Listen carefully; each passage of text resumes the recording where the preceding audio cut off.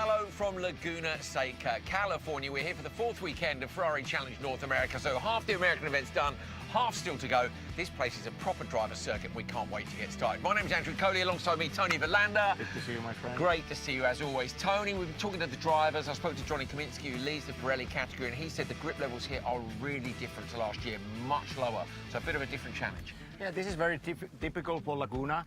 You can come here with a clear idea, all the data, all the information from previous year, and then you find completely different grip level. You need to adapt the tire pressures, the camber, even the stiffness of the race car. This is a proper track. If you're out of the window with the setup, you don't have pace.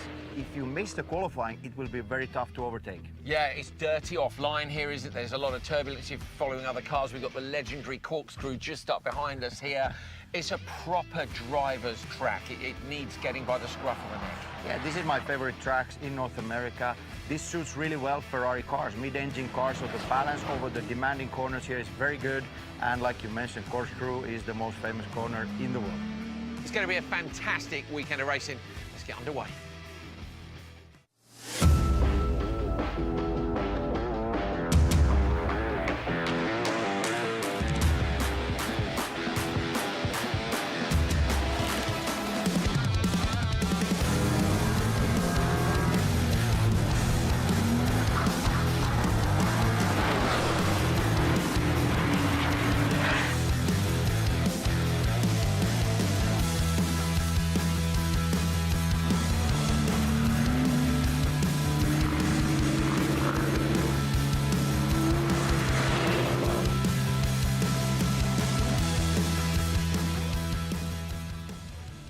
Look at that Laguna Seca with the giant stars and stripes hanging out over the start-finish line as we get ready for the first race of today. Doubleheader weekend, of course, as always, for weekend number 4 of Ferrari Challenge North America. My name's Andrew Coley, alongside me is Tony Verlander. We can't wait to get started. Half an hour of racing for Trofeo Pirelli and also for Copper Shell. And yeah, that's the flag. That is a big flag. We're good at that here. We had a big flag in Kota, and it's an even bigger one here presented by the various fire departments. Great to have them along for the ride as well. There is the corkscrew. Looking forward to that later on this afternoon. Saw it in qualifying. Few people finding it a bit challenging, but so they should. This is a fantastic track, and it is one of the lineup that we have had this year. Started over at Thermal, and then Sebring, Kota, Laguna Seca, Sonoma, Road America, and we head across to Spain in Europe for the finale Mondiali at the Circuit of Barcelona, Catalunya, later on this year.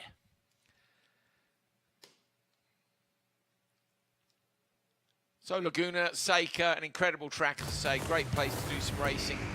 There's an aerial shot of what it looks like from high up in the sky, and here's what it looks like on our track map. Tony, talk us around this place. Yeah, a very nice track with the flow, some elevation changes, turn 2, double apex, turn 3 and 4 stay inside, the grip is near the inside curb. Turn 5, again, the grip is inside. It's a little bit of inside, how do you call it? It drops to the inside. Yeah, the camber. Yeah, and then turn 6, up the hill towards the corkscrew. We all know the corner, but it's very difficult. You don't know and see the entry. You need to trust your instincts and have a good rhythm. Then from there is downhill, and the last 2 corners, obviously very important, but then it's also almost managing. You've done your perfect lap, 2 corners missing, so you don't want to end up doing a mistake there. If you drop a wheel here, it's dirt, easy to spin, easy to go on the gravel. Very tight qualifying, and the qualifying also confirmed that maybe a little bit less is more here. Very easy to go into overdriving. The limiting factor is the grip. Take your time, feel your way into it. We've had a couple of issues for people this morning. This man did well, George Grinzovic's the third. He is P2 on the Pirelli grid, and I'm sure he'll be very happy with that. So he's starting on the front row alongside the championship leader, Johnny Kaminsky. There is Kaminsky's car in the background. It is blue skies and sunshine here in California. So it's going to be one of our 3 visits here. 31 degrees Celsius, so up by about 7 degrees from this morning.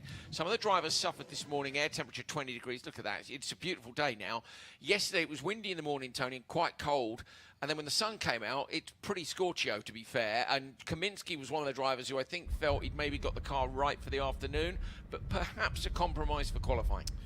Yeah, I mean, it's a beautiful day for racing, but this track changes a lot with the temperature. This morning, it was very clear to see that low grip, and the tire wasn't really biting. It wasn't giving the edge that the Pirelli drivers normally have. So the grid, even between different categories, was closer than it normally is. Now the temperatures are a bit higher, and I think we are more or less back to normal. Plenty of testing normally in Ferrari Challenge race week, and so the teams and drivers should know what to expect in the race. They should indeed. We did lose one of those days to a little bit of drizzle. We didn't lose it, just a lot of the drivers didn't fancy going out in the wet because they pretty much knew that the race days would be dry. So fair enough. Well, let's head down to pit lane where I'm sure we can get an update on the weather and the atmosphere and the track from the third member of our team, the fantastic Nina Jade, Paul. Yes, well, the atmosphere is absolutely buzzing down on the grid. As you can see, people are everywhere, walking through, admiring the cars. The stage is set, the grid is getting lined up, and we are nearly ready to go racing here at one of the most iconic circuits in the world of motorsport. It's a narrow technical circuit, and you heard the drivers say in their post-quali interviews today, overtaking is tricky, but it's not impossible. You can expect overtakes down at turn 2 in the Andretti hairpin and in the corkscrew if our drivers are feeling brave. But we're now at a point in the season where there is more jeopardy. It's round 4 out of 6 in North America, so mistakes today could be incredibly costly and potentially championship defining, but not long now until we get started. Thank you, Nina Jade. All smiles down there. I say it's a nice temperature today, so some of the events we've had have been absolutely scorching hot, and you see the drivers have still got the foil covers on the windshields, and that is to stop the cars from heating up too much before they get in them. They'll be hanging out outside the car if they can. There is a nice breeze here. I always think you can tell how hot it is by what are the crowd wearing. You know, people are wearing jeans, not shorts. The umbrellas aren't up. You know, they go up for rain, but they also go up when it's too hot here. And everyone's having a little chill out and a walk about. And when it's really hot, nobody walks anywhere. They're all on the golf buggies, Tony. So it's not too bad. It's quite not. You said it's quite European, isn't it, Laguna Seca, in terms of the weather? Yeah, I like the weather here, less humid, especially compared to Florida, where I often like to stay. Yeah, but in US it can be sometimes misleading, a little bit like the Finns. We can almost wear the shorts when it's 0 degrees, so you guys, not always trust the gear or the way people are, or what they are wearing. Unofficial news, Mitchell Green might be in the spare car. Yeah, it's got the T on it. Yeah, spare car, and maybe the information I had, maybe even starting from the pit lane. So let's see what's happening. So Mitchell had a strong pace last weekend at Le Mans, then post-race penalty, and then today's qualifying he was on a very strong lap. Some issues at turn 6, and then later on into corkscrew, so his best lap times were deleted. So let's see where Mitchell will start, and good point from Nina Jade. We are into a phase in the championship that these mistakes, they start to cost you the places on the championship, and you start reflecting where you are in the points. I always think the halfway point's interesting because up to this point you might have had a terrible season or a brilliant season, but either way it can go the other way for everybody on the grid. So yeah, from now on, where the number of rounds disappears, the opportunities to turn those things around or to hang on to a lead like that disappear as well. So they've got to make sure that they keep consistent and keep a clear head. You say Mitchell, he was flying this morning. The lap he was on might have been incredibly quick from the data that the team had. But I say, unfortunately, it ended in the barriers just up before the top of the corkscrew. So he is in the T car, and you can tell that just a little T. If you have a look at the number on the top of his car here, we might get a glimpse of it in a minute. There it is. And with the T on the side there, so 67T means that he's in the test car for this one. So, yeah, if he may have to start from pit lane, as Tony said, he had a quick chat with one of the team bosses. They were rushing around earlier on, and that meant, we're not entirely sure whether or not he's going to start from pit lane or on the track. If it's from pit lane, he'd already had a tricky qualifying. But you know what? If anyone's up for a bit of a scrap, it will be Mitchell, and it will certainly give us some entertainment as he gets after it and tries to get himself up the grid. There's Perina's car. He's qualified third, so he's just on the inside of row number 2. It's going to be a fantastic encounter this afternoon. Everybody's down on the grid. We are getting ourselves ready to go. It's going to be a great afternoon's racing here at Laguna Seca. Attention all guests. Today we are honoured to welcome a dynamic force from the heart of rhythm, the drum line. Hailing from around the region, this ensemble features 10 master percussionists, each bringing power, precision and pulse to the moment. please join me in giving a resounding welcome to our drumline.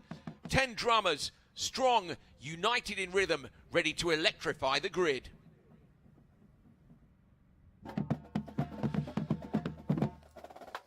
Marching band down on the grid. Tony, better rhythm than we've got, I'm afraid. Yeah, the ceremonies are beautiful, and always the Saturday ceremony is something very special. So exciting for the drivers to wait on the grid, and everything is sort of a sound on the background. You just focus on the start, but these ceremonies are really beautiful to see. The images we have, the drone images, everything. It's just very, very beautiful. Beautiful track and beautiful area in general. They're having a lot of fun as well. Great to see a big smile on their face as they perform for a very willing crowd down there. Everybody filming them at the side of the track. I like the fact as well he's swinging the drums about, and yet he's still able to hit his marks. You know, it's kind of there's some synergy there with motorsport. You know, if I was that accurate, I'd have been a much better driver. Maybe I should have taken up drumming instead. So yeah, great to see. They head around the various fire engines that we have here on the grid as well at Laguna Seca. Fantastic, as you say, always putting on a good show. I'm amazed by the fire trucks over here. Like they're just, compared to what we have in Europe, they're so big and they're very shiny. There is a lot of time goes into, more time I think goes into polishing the fire trucks than goes into polishing the race cars. They look absolutely stunning. Yeah, I remember years back traveling with my kids, and they always wanted to visit the fire station. Yeah, the firehouse. Trucks, Yeah. Amazing. Pebble Beach there on the back of the 22 truck. Truck 22, is that what they call it? I think normally, isn't it, over here? Each of the trucks has a call sign, I know. So huge flag being held at the bottom there. Do you think the guys they're having to properly hang on to that? It's windy down on the grid, isn't it? But it does look incredible. Great to have everybody from the fire service along with us here today, as well as the drivers are still getting themselves, or waiting to get in the car at the last possible second if they can, just to keep the temperatures down. Some of them will be in there already, and then have the leaf blowers blowing in through the door just to try and keep the temperatures down. There you can see the rear wing adjustments on the car as well, so there's quite a lot of adjustment on the back of those machines. Drummers still down on the grid. And there's that incredible flag from the ladders of our fire trucks that are in attendance. Great stuff down on the grid. Joining us here today are firefighters from Pebble Beach Fire District, Salinas Fire, Monterey Fire, and Monterey County Regional Fire District, all here to present the American flag. These dedicated firefighters proudly serve not only Monterey County, home to WeatherTech Laguna Seca Raceway, but also across California when called for mutual aid. Ladies and gentlemen, please join us for a round of applause in appreciation for those who serve to help protect us and our communities.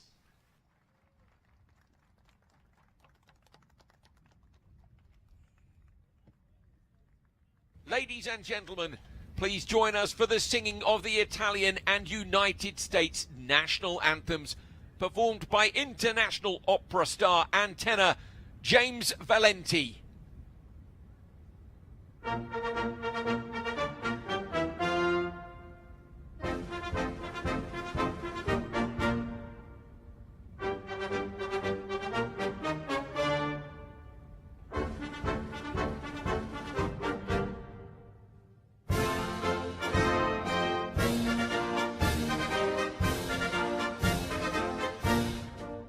Fratelli d'Italia, l'Italia s'è desta, dell'emo di Scipio s'è cinta la testa, dove la vittoria le porga la chioma, che schiava di Roma, Iddio la creò. Fratelli d'Italia, l'Italia s'è desta, dell'elmo di Scipio s'è cinta la testa, dove la vittoria le porga la chioma, che schiava di Roma, Iddio la creò. stringiamoci a corte, siamo pronti alla morte, siamo pronti alla morte, l'Italia chiamò. Stringiamoci a corte, siamo pronti alla morte, siamo pronti alla morte, l'Italia chiamò.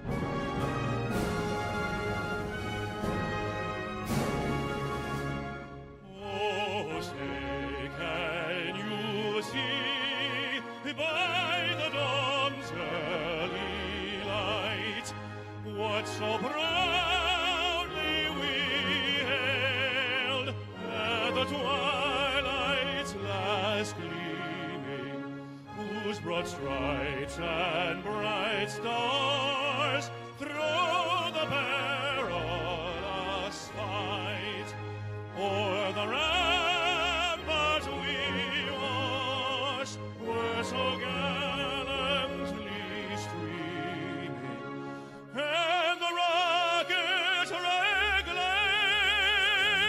the bombs bursting in air, gave proof through the night that our flag was still there. Oh, say does that star-spangled banner yet wave o'er the land of the free and the home of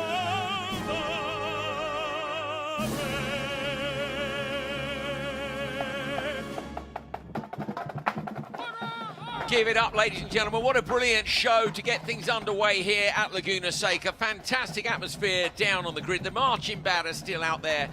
The flag is fluttering underneath those incredible fire trucks, and great to have the heroes from the emergency services alongside us here today. I'm full of admiration for people who put themselves at risk to help others out. It's absolutely incredible. So thank you to them for all they do. Thank you to the marching band as well. They're marching their way back up the grid towards those people that got a bit of work to do to try and find their way towards turn one and get the job done. So qualifying was incredibly close in both our Pirelli categories, and we're looking forward to getting the racing underway here today at Laguna Seca. The grid will be cleared fairly shortly, and then it will be a quick rolling warm-up lap and we'll be underway. So, of course, we are on to weekend number 4. The previous weekend was just a few short weeks ago at the Circuit of the Americas in Austin. We had a fantastic time with the Ferrari races weekend. Let's take a look back at the action from there.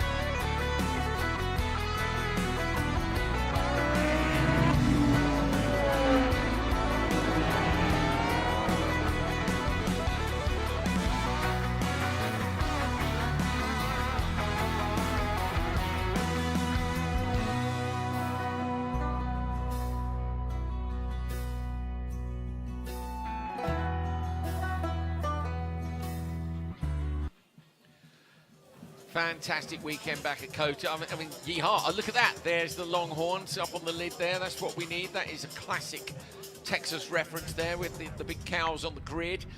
And also some horses. And I know some of the Ferrari staff were down there with the horses. Then the cannon went off, and the horses were quite excited about the cannon. And I think everyone was a bit like, wow. The drums look... I don't think the drummers would be scared by a cannon. I think they're pretty noisy anyway. But whatever. It's good to have a variance of shows here. That is Matthew Giel about to get in the car. He was another driver who was on his fast lap when the red flag came out, Tony, and There's nothing. There he is, Matt Diel. Nice to see him. Yeah, it's great when you run a quick lap. It's not great when the red flag comes out, but that's the way it goes. You've got to get it done early. And he said he really wants to try and start doing his laps earlier. He said, I'm always lap 8 or lap 9 when I get onto a fly. There's his crash helmet, which matches his incredible livery on his car. There's another incredible livery down there. It's on championship leader Johnny Kaminsky's car. Nina J. Paul is hanging out over there. Yes, I am at Johnny Kaminsky's car now, and the sun is definitely picked up. It's warmer. The wind has also picked up from this morning as well, so it'll be interesting to see how that affects things. But yes, here is our championship leader, Johnny Kaminsky's car, and I think we have something special to show you. It's an onboard lap with Johnny. Hey guys, it's Johnny Kaminsky racing number 2 Freaky Fast 296 Challenge in Trofeo Pirelli, and here's a lap around Laguna Seca. So rolling down the front straight, flat out in turn 2, setting up for turn 1 for a big extended braking zone at the end of this curbing here. Just wrapping around and looking for a nice clean exit, smooth on the throttle, and immediately setting up for 3. Just down into third, a little bit of late apex, rolling the speed, and smooth on the throttle all the way out. Turn 4 here, kind of same thing, but leaving it in 4th. Getting down to the apex and tracking all the way out. Setting up to go into 5 here, big braking zone underneath the bridge. Down into 4th, wrapping around the curbing, and nice, use all the exit out. 6, a lot of speed rolling here. Down into 4th, getting down into the compression, using all the track out. Going into the corkscrew here, setting all the way up for braking. Hard initial brake, and getting down to the apex, rolling all the way down with the power, and nice and smooth out. Setting up for 9, super quick, getting down to the apex, and immediately setting up here. Then last corner, maximizing all the braking, getting it down into the apex, and looking for a smooth exit.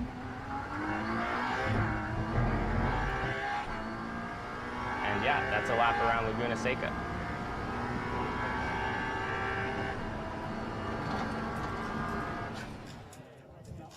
Very nice from Kaminsky. We saw the one big sideways moment in Rainy Curve, and I already thought he was super patient on the throttle, certainly in corkscrew. You have to wait in there, and then Rainy Curve, you're really waiting a long, long time. It's a long corner. Patience is the key, and a lot of drivers weren't patient enough this morning. It'd be key to see whether or not they will be this afternoon. Yeah, the grip level is the limiting factor, and some of the drivers just had a little bit too much aggression, a little bit too much determination. What points out from Johnny's onboard lap is really smooth and relaxed behind the wheel, but at the same time very fast hands to catch the car in case something happens. Downhill from the corkscrew, turn 9 is very typical. The car squeezes closest to the track. There's a little bit of compression, and he had a little sideways moment on the onboard lap, but like I said, this happens often in Laguna Seca. Johnny's qualifying performance was very good, but very tight this time.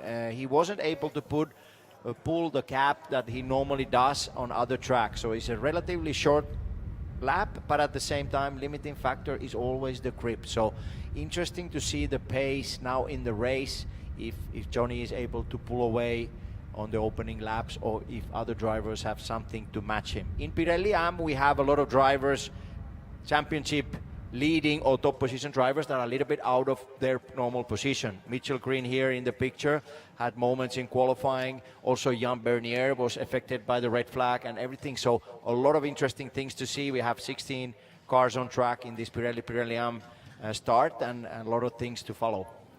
Yeah, Mitchell on our grid is showing us 10th on the grid, and he has lined up on the grid, but that doesn't mean he won't necessarily pull into pit lane for the start. We're not sure yet. So we'll wait and see what happens with him. But either way, I know he was in, I think him and Jan were in P7 and P8, and he's ended up in 10 because they say they took away the quick laps. That's Gregory Hopkins in the number 14. Gregory is 4th in PM. It's Pirelli Am, so he's on the outside of row 2. Go on, Tony. Yeah, a good thing to repeat is also Mitchell is in a T car. Obviously, Ferrari builds these cars that they are all similar, but still you change the car from qualifying to a race. You change to a car that you didn't do the practice with. Yeah. So that's another thing. Is everything dialed? You know, was that car still in COTA setup, or potentially they haven't used it since, I don't know, thermal? And at that point, everything, there are so many little things you can change. Although the specifications are the same, there are lots of little settings, and it's other stuff, isn't it? Like, oh yeah, we modified this lead, and we modified the comms, and we did this thing with the drinks bottle, and is it exactly the same on the T-car? Distractions, I think, is one of the best ways you could call it. Yeah, the information I got from Scuderia Corsa is also with the contact with the barriers in corkscrew, in qualifying. Also, the fire extinguisher went off. So it was easier task to take the T car, concentrate on that, than rebuilding the car that had damage. Yeah, an awful lot of gravel had been in the bottom of that car, and as you say, when the fire extinguisher goes off, they really do make a mess, which is great because they're supposed to put fires out, but it's not easy to clean it up. The team would always prefer that you don't set it off unless you absolutely have to. On this occasion, he did. Joe Rubbo, second in Trofeo Pirelli Am, so he's on the outside of row one. The pole sitter, of course, is Michael Mathes.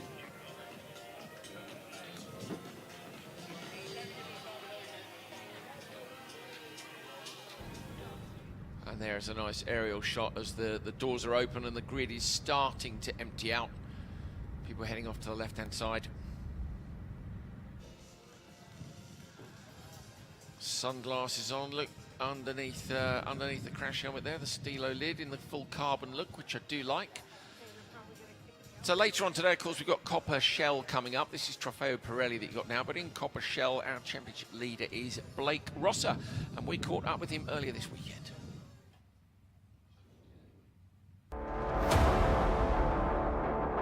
I love racing. I follow Formula One. I follow IMSA, but it's just fun. It's always had the bug to want to drive, you know. I had a passion in my late 30s and into my 40s, but that was kind of the start of it all. And once I did Corsa Pilota and Mount Tremblant, I was hooked. I said, okay, it's time to do it. Never been to thermal, so my first time was during the test, but I did well there. I started, I think, 4th on the Saturday race, finished 1st.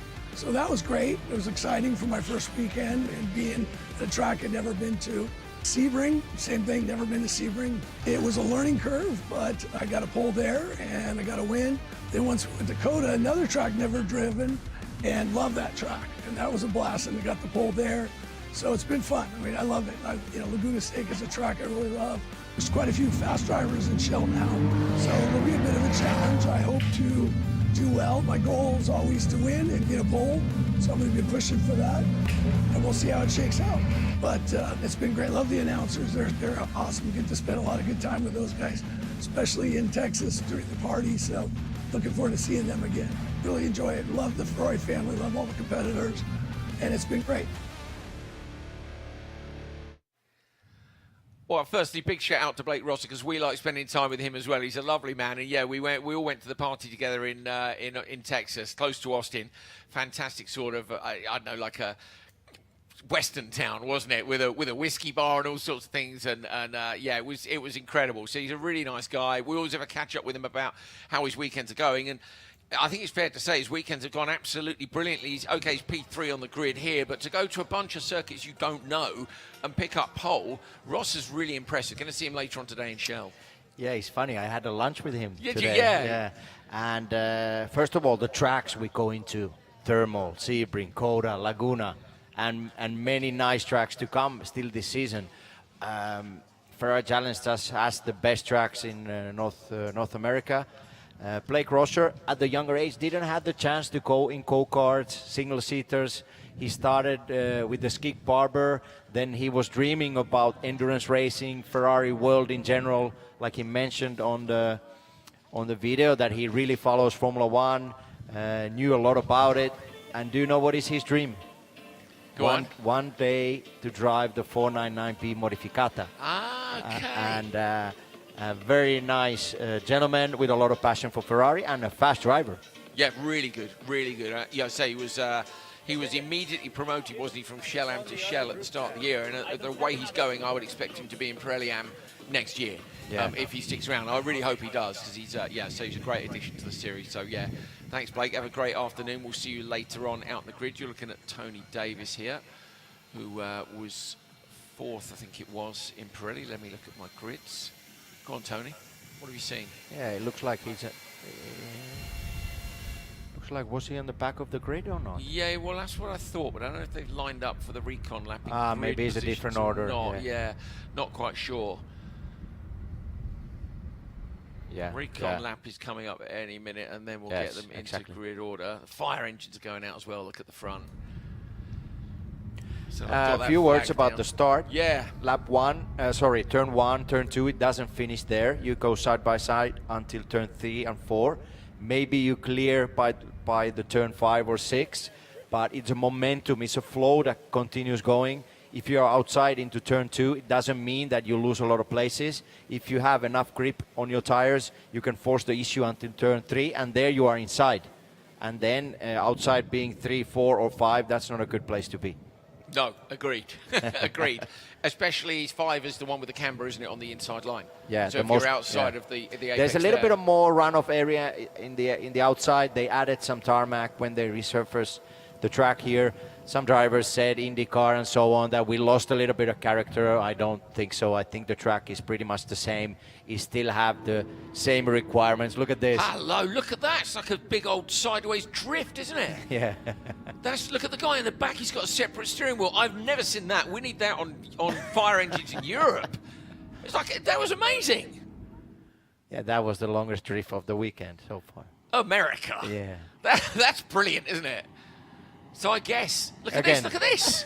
Now, honestly, if this was a Formula Drift event, that man would be scoring high. He's right on the apex, look. The clipping points on the inside and then on the outside as well. Wow. I guess it's such a long vehicle that would allow you to maneuver it more easily through a city centre. But that appeals to me a lot. Yeah, what kind of license you need for that? I don't know. A rally license, right? And then your man in the background. Gentlemen, let's take it easy now. This is cool. Let's race fire trucks. I mean, they're Ferrari red. We can make an exception for them. Look at that. Brilliant. Thank you again to them for their service. It's very cool to have them along here. Putting on a bit of a show, you know. I bet it's not often they're told, yeah, just go for it, lads, do a lap, you know. Yeah, what did you do this morning or this afternoon? Yeah, I was on Laguna Seca with the fire truck. Full width through. You could easily block to not be passed, couldn't you? Because of how, look at that. He's out on the curbs on the outside. Perfect racing line for the next corner. Great stuff. They're from Salinas Fire Department, so yeah, wonderful. There we are then. So the grid is very much being cleared now. Pit lane is over on the right-hand side. It's actually quite hard to see the difference between the two there, but there's a concrete wall and a K-rail as well, which separates the two halves. Just a little bit of no man's land in between. Over on the right-hand side, the pop-up tents, that's where the teams will be during the course of the race. So they'll have the race feed on. They will have the commentary, likely. They also obviously have radio comms with their drivers. Any tracking equipment they're allowed to have on the car, they will. I was talking to Bill Kozira earlier, and he said, when we're listening to you guys, the commentator, he said, if the cars aren't in front of us and you guys go mad, he said, we panic because we wonder what's happened over on the other side of the circuit. And obviously the feed is a little way behind sometimes as well. Yeah, I heard similar stories that, guys, keep it down because we get all excited or nervous because, whoa, what happened? And they think there was something related to their race car or their driver. That's our job. We're the hype man, you know, and the hype woman down there with Nina J. Paul as well. So, yeah, we want to get you guys who are at home watching excited about what's going on here. It's our very great privilege to be on site at all these races. Laguna Seca is a fantastic track, it really is. Yeah, they're not lined up in grid, or are they? Because Kaminsky's it's further back. So okay, that's cool. We'll see them get lined up when they come round at the end of this lap. GL and Kaminsky heading out. George Grinsvich out on the right-hand side there. Brad Falver heading out onto the grid too. There's Cook on the right, Mitchell Green, and Jan Bernier Green with the green car, Bernier with the orange and blue. They're always into a decent fight. Roberto Perina at the back of those, so we'll line them all up. Pirelli and Pirelli Am, they have their own separate qualifying sessions, but when we go racing, of course, they head out on track together. So we grid the first pack up, which is Pirelli, then there's a second safety car or a gap normally back of a good few seconds before we get back to the Pirelli Am drivers. And then they set off on their lap as well. But I think in the meantime, they are going to go around, do their recce lap here, and then head back into the pits to grid up before we send them out for some racing. White wheels, Tony. You know I like white wheels. Yeah, we have beautiful cars in Ferrari Challenge. We do. A lot of stories behind the liveries, and then these liveries go all the way to the trailer, drink bottle, racing overall, helmet. So there is often a story why a driver have certain colors, certain graphics on their race car. Tim Dweet and the Senna livery, we found out earlier on today, he's a massive Senna fan, and his daughter's middle name is Senna, which is really cool. So yeah, very nice. Yeah, that's a very beautiful race car. It has a little bit of Senna Lotus era colors. Yeah, it looks cool. The Nacional helmet colours of Senna. And then the Brazilian colors, Senna colors on it. Hayden Gibson. And he's fast. Yeah, he is quick. Pole today for Dweet, and you'll see that later on again in Coppershell and Coppershell Am. That's the very top of the circuit, and you can see that crest, look, behind the little tower with the W on, where Cook is now in the yellow and red. It's that and then Mitchell Green. You come up over that crest, that's your first point where you're unsighted, and then you're turning into a left and a right, both of which are blind. Multiple crests and steeply downhill to the point that we hear the cars grounding out as they get to the bottom of that dip. This is the run down through the various turns after, as the right-hander is turn 10. And then a blast down to the last corner, which is turn 11, and some epic battles into that last corner over the years, particularly MotoGP and World Superbike, IndyCar. Who did the pass in the corkscrew? I can't remember. Was Alex Zanardi. Yes. Late, Alex Zanardi. Yeah, late, great. Hero of mine. Yeah. Yeah, very, very sad to read of Alex's passing. I was at Brands Hatch when he won the Olympic gold medal.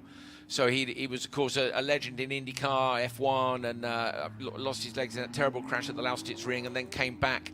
And to watch him win Olympic gold at the Paralympics at a motor racing circuit is one of the most emotional things I've seen. It was wonderful, mate. Do you remember who Alex Zanardi overtook there? No. I think it was Herta, Colton Herta's father. Yeah. Brilliant. Yeah, little bit of Wikipedia, memory lane. Yeah, there's some wonderful history here. I think I overtook Jörg Bergmeister once there. And Yeah? How did that go? Commentary and the race directors were not super happy. But Oh, really? But overtaking is overtaking. you were happy? Yeah, I was You get a happy. penalty? No.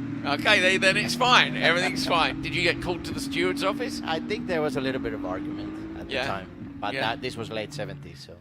Really? No. I was going to say, you're not that old. Come it on. was 2000 something-ish, 9, 10, 8, 9, 10, Yeah, something like he's that. not. Tony's not. He's not quite as old as me. So yeah, it's late 70s. It's been a long day already, but it's going to be a long afternoon of great racing as well. And we're looking forward to getting everybody underway. They're going to come back into the pits now, and then I think they'll get themselves into grid order, and then we'll have the rollout lap, and we'll be underway here. Day one of Ferrari Challenge, weekend number 4. Laguna Seca. Yeah, for our challenge drivers, now is to feel the car with a higher fuel load after the qualifying, feel for the tires, maybe if you made some changes on the setup, get some heat to the rotors, so to the brake discs, so the actual wheel and the tire will get some more temperature. I think we are in a good window with the track and air temperature, so it's not a big issue to create that heat. But yeah, drivers are really concentrated now. This is the most exciting time because at the start everything can happen. It's not in your own hands. No. Once you clear lap 1 or lap 2, then it's more back to the rhythm, things you did in the practice. So the excitement was this morning for qualifying, and the second moment is now at the race start. Interesting one for Kaminsky. Obviously, he's got Grinzovic alongside him on the front of the grid, but Grinzovic hasn't been on row 1 before. He'll be keen to get the whole shot if he can, but it's a case of trying to. There's Taylor Hale, FIA brand ambassador, down in pit lane. It's a case of trying to. He'll want to do the job, but Kaminsky just wants to avoid trouble. He doesn't want anything in turn 1. He's not going to give it up, but again, somebody new alongside you is always interesting when you're at the front of the grid. Yeah, for Johnny, the start is very critical in the way that he needs to just execute the things he normally does and not to overshoot the braking into 2. Behind, I think somehow I feel that the most pressure he will have is from behind Roberto Perina. Very aggressive normally at the start, so don't open the racing line turn 2, turn 3, and then to your own normal rhythm, and it should be enough for Johnny. Everybody get themselves lined up. Little thumbs up. We're hearing around 2 minutes, and now this will be final checks normally on tyre pressures. There's the blower, which you'll normally get on the driver, just to keep the temps down, the umbrellas as well to go over the top. Here is that final check on tyre pressures. We know they're really critical, and also, Tony, we know that about halfway through the race, their optimum is well gone. I mean, their absolute optimum was this morning in qualifying, but about halfway through the race, they reached the point where they're quite hard work, and Kaminsky was saying that by the end of the race, the last 2 laps, he found really hard work. That was, they did a sim run, basically, so they did a whole 30-minute race distance. Yes, thicker tires, new tires, they always hide a little bit the issues we might have with the setup, and the race will let us know. You will discover the issues that you might have, understeer to oversteer, and then drivers being very close to each other in qualifying, you may end up half a second gap per lap because the car just lost grip in the rear, or you just don't have enough grip on the front tires. So it will be exciting to see, and often we see a little bit of variation into day two. Yeah. Because when teams and drivers change the setup for Sunday, then there's a little bit of mix performance compared to the earlier day. Right, let's get ourselves down onto the grid where Taylor Hell is ready to get things underway. Drivers, start your Ferrari engines! That is how we do it, Taylor Hale. Let's go. 296 engines fired up. Look at that. A great look down into the engine bays of these fantastic racing machines. One Make Championship, super quick, as fast as GT3 cars these cars are. And this is going to be a fun afternoon. Laguna Seca is a brilliant track. Let's see if there are going to be any incidents or not. We're hoping for good, clean racing. But likewise, this is a very tricky track when you're on your own and you put it into traffic and things can get even more complicated. Yeah, and drivers do know before the race that the moments where you have more variables in the race start, the opening lap. Then after that, the lap times are pretty similar, so it's very difficult to overtake. So maybe some more risks are taken in the first corners than normally drivers do. So hopefully a full 30 minutes green flag racing, but let's see. Roberto Perina looking super chill in his car, and we're now heading out for the rollout lap. So the marshal sends them on their way, and we're about to go racing here at Laguna Seca.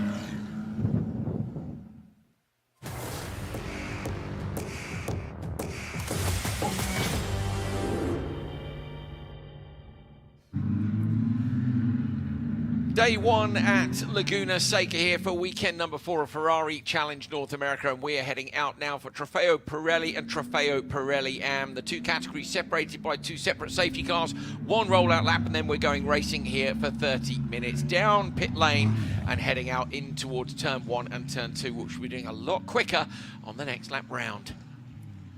Let's take a look at the grid then. As you see, Kaminsky, the championship leader, warming up his tyres on that front row. Johnny Kaminsky, and we're pretty sure first time on the front row alongside him, George Grinzovich the third. Row 2 is Roberto Perina and Tony Davis on the outside. On to row 3, it's Brad Favre and Brian Cook. And then on to row 4, Michael Mathes and Joe Rubo. So Mathes, the pole sitter in Pirelli Am. Then it's Gregory Hopkins and Michael Porter. Row 6, we have Kevin Gutierrez and Martin Burrows. Row 7, Jan Bernier and Matthew DL. They're P1 and P3 in the standings and a long way back. And bringing up the rear, Hayden Gibson in 15th and Mitchell Green in 16th place. So I think you could see a lot of action from the back of Trofeo Pirelli Am as those drivers try and make their way forward on the grid. Tony, they've got to capitalise, haven't they, at the start of this race, those drivers who are out of position when everyone's busy and maybe not on the limit. Make your moves. 50-50. Do you take a cautious approach to the start, be confident that your pace in the race is enough, or you risk it a bit over the limit at the start and then end up having problems? This racetrack and this race, I think last year was some decisive moments for the championships. It was, so you need to be ready for almost everything. Especially in Pirelli Am, like you mentioned, a lot of drivers are out of position where they normally are, and they need to race with different drivers that they normally do. So this might create some issues, some situations. It is also very difficult to overtake here at Laguna Seca, so that's the other balancing thing is, do you go for the cautious option, or do you crack on and try and make some passes? The grid is packed up close together now. Kaminsky on the pole. The lights are out on the safety car, and it will pull off to the left-hand side. We come out through turn 11, and then it'll be up to Kaminsky to lead Grinzovich and co down towards the first corner, row 2. Remember, on the inside, Perina, it's Davis on the outside, and then Favre and Cook on the back row of these 6 cars. The teams you can see waiting expectantly over in pit lane. The phones are out, and there is your green flag at the top of this tower. Kaminsky sets off well. Inside, Perina trying to get alongside George Grinzevich. Grinzevich do well to shut the door there, but Perina's going to have a look up the inside anyway. Grinzevich does just close it down enough. Everybody very sensible as we'd expect. The move being made back at the pack there. Grinzevich a little bit late on the throttle. And Roberto Perina all over the back of him. They head now past Casa Ferrari. And it is Kaminsky who leads. Wing mirrors off already. We've had contact on the run down to the first corner. No locked wheels, not too much going on, but definite contact further back in the pack. Hopkins mirror missing, but I think somebody else's as well. I think there's one on the left and one on the right. Matthew DL is in P3 side by side here in the background. And out front, no, in the dirt, in the background. Hopkins has gone off. That might be from the contacts. He's got a problem on the front. The right mirror is missing from Hopkins' car, and he's well out in the dirt.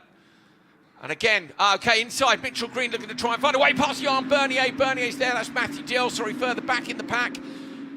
Jan Bernier trying to find a way through already. Mitchell Green has managed to make it up one position from the back of the pack.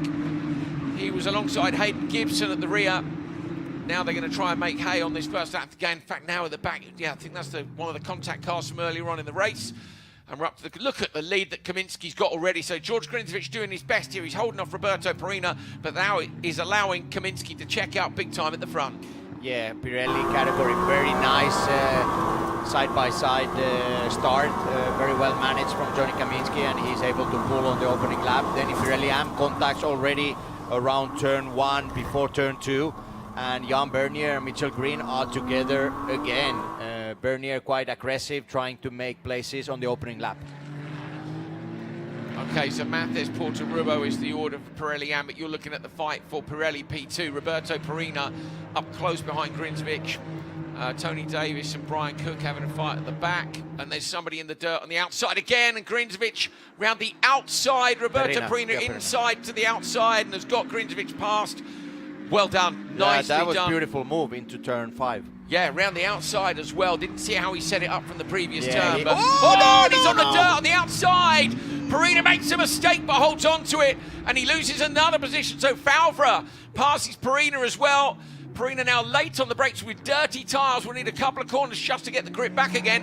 Hard work done to get up to P2. Now he's back in P4, Tony. Yeah, very unfortunate to see that mistake from Roberto Perina. Like you mentioned, he fought very hard, prepared it well, had a good run from turn 4 into turn 5, overtook and took the P2 place, and then made a costly mistake mid to exit of turn 6. Car was moving around at the brakes as well. Rear toe link. I thought the rear toe looked strange there. Now maybe the angle of the camera. He was moving around a lot on the brakes as he braked into 11, but he doesn't seem to have lost much pace. Kaminsky with the fastest lap, Grinzevich P2, Favre up to 3rd. Look at the debris in turn 1. That's just wing mirrors. So race control happy for that to continue. See what I mean about how much the car's moving around for Perina? Yeah, it looks a bit weird on the right-left. That's what the car is moving quite a lot. So we're watching Perina here with the headlights on. It's turning into me a little more sharply than it should, but I wasn't sure if a toe link was out on the rear or not, but it might just be the light and the shade. He certainly lost no pace so far, but it was moving around on the brakes into turn 11. This is the front of Trofeo Pirelli AM, where Mathias leads from Porter and Rubo. There's Mitchell Green behind Jan Bernier. Green in the green car, Jan Bernier with the blue and the orange. They're behind Matthew DL, who's down in P6. I think it might have been Rubo that I mistook for DL at the front of the pack as they got out of turn 1 or turn 2 earlier. And Mathias with the fastest lap as well. And this is the story of the race. It's very difficult to overtake, even if you have more pace. The car in front can a little bit cover the entry line into the corners, and very difficult to maintain your own speed. Also quite difficult to follow in the areas where you don't see the track, where you have blind apex, like going into corkscrew or downhill from there. Yeah, very tricky. Here it is again, Perina lining up another pass. He's looking for Favre to the inside line, but Favre's going to keep it covered, and Perina looks now to have a better car underneath him. So I don't know, maybe they've got the car set up for when the tyres are a bit more worn, and it's been proving to be a bit tricky, but everybody's still setting quick laps at the moment. All the top guys went faster on their second lap than they did on the first. Here is Perina now, still trying to find a way through. 0.4 quicker look on their best lap, Perina compared to Favre. but being quicker is fine. Getting past is what is key, and he'll want to get on with it because he'd like, I'm sure, to get back to Grinsvich and see if he can do the same again. But Grinsvich, without a car breathing down his neck, might just be able to go a bit quicker. Mitchell Green right behind Bernier. 0.5 of a second between them on their fast laps. Green using a lot more track. He might be lining up for a move here. Runs out to the outside line. Mitchell Green going to try and go late on the brakes. Not enough room there, though. He's got a good exit as well, and he's still inside Jan Bernier. Bernier out to the outside line. Mitchell Green alongside Jan Bernier and gets it done on the exit. I'm really surprised because he was compromised on the entry there, Tony. Yeah, it looks like Mitchell Green's T-car is working really well. So Jan Bernier had to cover the line going into turn 5. And then Mitchell just had a really, really strong and beautiful run, exit of the corner, and looks like he's having more pace than Jan Bernier at this stage of the race. Mitchell Green moves up 1 pace. His next target will be Matthew Diel in front of him. But we say being quick is not enough. You gotta make those passes count as well. So where is he sitting in class at the minute? Still like P8, I think, in class. Yeah, P8. No, he's got Bernier. He's a P7, so he's P7. There, the graphic adjusts as he crosses over the start-finish line. There is Matt. There's the Canadian driver leading with the fastest lap as well. Remember, there's a bonus point for the fastest lap, and there's a bonus point for pole. Matt there's at the minute stands to scoop all the points, 35 for the win, and then the 2 extra bonus points as well. And likewise for Kaminsky, had the pole, has the fastest lap. And the lap times now for the Pirelli guys are starting not to do the quick laps like they were doing before. Yeah, I think Johnny Kaminsky in the lead is controlling the pace in case of safety car. He needs performance on those tires if there is a new start, a restart for the race. So he has pulled a 2.5 second gap. He has the fastest lap of the race right now. So now he's just maintaining the focus and move forward with the race. 23 minutes to go, so a lot of laps still remaining. Yeah, Grinsvich was 0.5 quicker than him, so he can respond to that, can't he, at 1.5 seconds if you want, or even a second, and push again. Of course, Grinsvich might just be smelling blood and thinking, look, I'm on the front row, I want to take the win. And you know, Johnny will be thinking championship, George will be thinking top stag of the podium. So, yeah, all to play for. Still, look at that, Mitchell Green up the inside of Matthew Diel, just to the side of the shot. There he is, he's another position up, so now he's up to P6, and he's leaving Bernier behind. Diel goes late on the brakes and looks inside. They both lose a bit of time on the exit there, but Mitchell Green was defensive enough to hold the place, and Matthew Diel has lost a lot of time. Maybe Diel's got a problem, definitely, because everybody blasting past him. Matthew Diel tumbles down the order here. What a shame, just after his pass. I wondered, because the pass from Green looked a little bit too easy where he passed him. Diel scoops around and heads into the end of pit lane and retires the car, so that's a shame for Matthew Diel. Saw him earlier on today. I say he was just saying, I wish I was a bit quicker earlier on in the session. Yeah, but yeah, go on. Yeah, a technical issue, but that was quite a brave move all the way across the track to the pit Inside exit, to the pit exit, and just next to the safety car. So I'm sure his team would have told him it was clear for him to be able to do it. But yeah, you don't want it sitting in turn 1. Certainly, it's a lot quicker down at turn 1 if he knew that he wasn't going to be able to continue, and at least it means no full course safety cars or red flags, so we can carry on racing.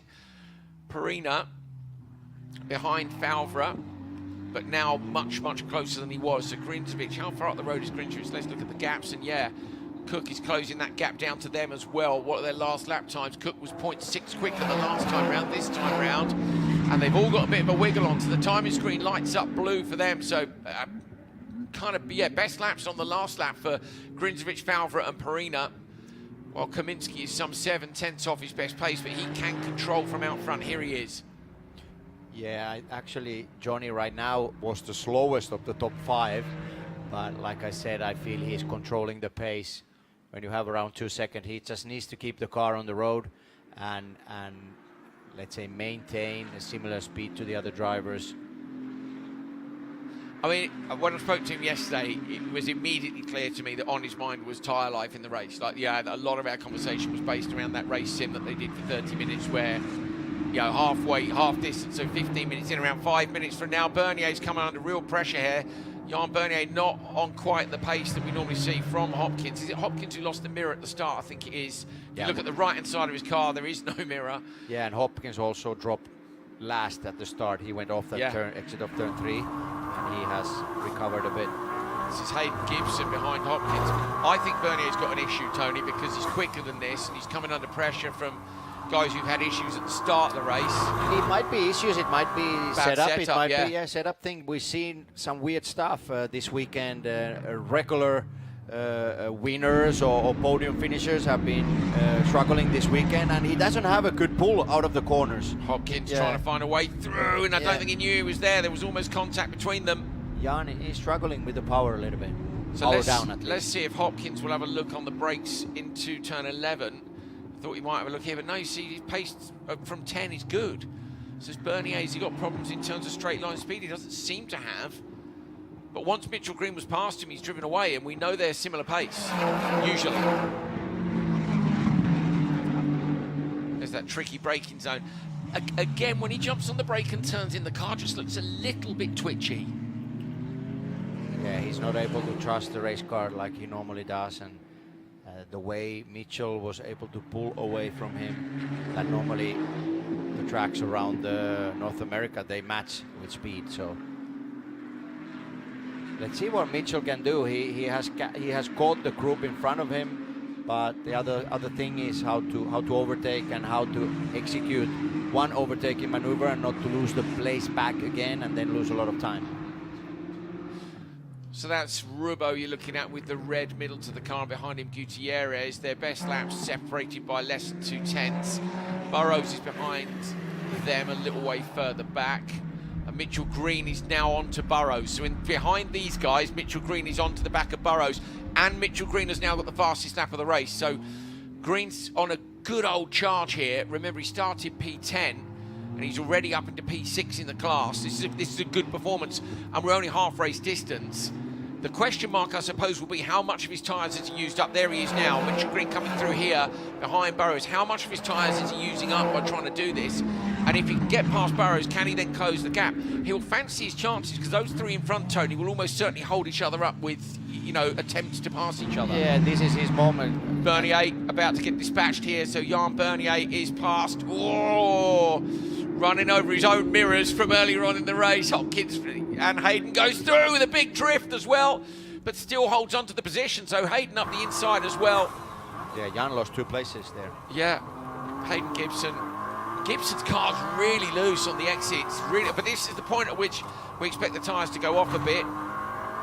Not seen Gibson in the series before. I don't know if he's done around, but prior to me starting a couple of years ago, but Bernier, look, he's dropping back already, Tony. So I think something is not to his liking there. So Mitchell Green up towards the top of the corkscrew, trying to catch up to Burrows just in front of him. There is Burrows dropping down. Big crowd up at the corkscrew because it's such a fantastic place to watch everybody out there with the big guns, yes, the big lenses to get the shots. We saw a spin, we saw people running wide onto the dirt this morning, we saw people losing their best laps up there. I saw Bill Cozier earlier and he was saying Melissa's lap went away there. 124.7 up the inside. Green looks to make the pass. Burrows, I don't know if Burrows had even seen him, but that's actually compromised Green's exit. Might have been better to wait for turn 1, but you want to try every opportunity you can get. Yeah, this is the thing that I mentioned. Mitchell should try to make one decisive move with each driver, because now like this you lose a lot of time fighting a lot to close the gap, and now the gap is not to a second, but the gap is way bigger than it was on the last lap.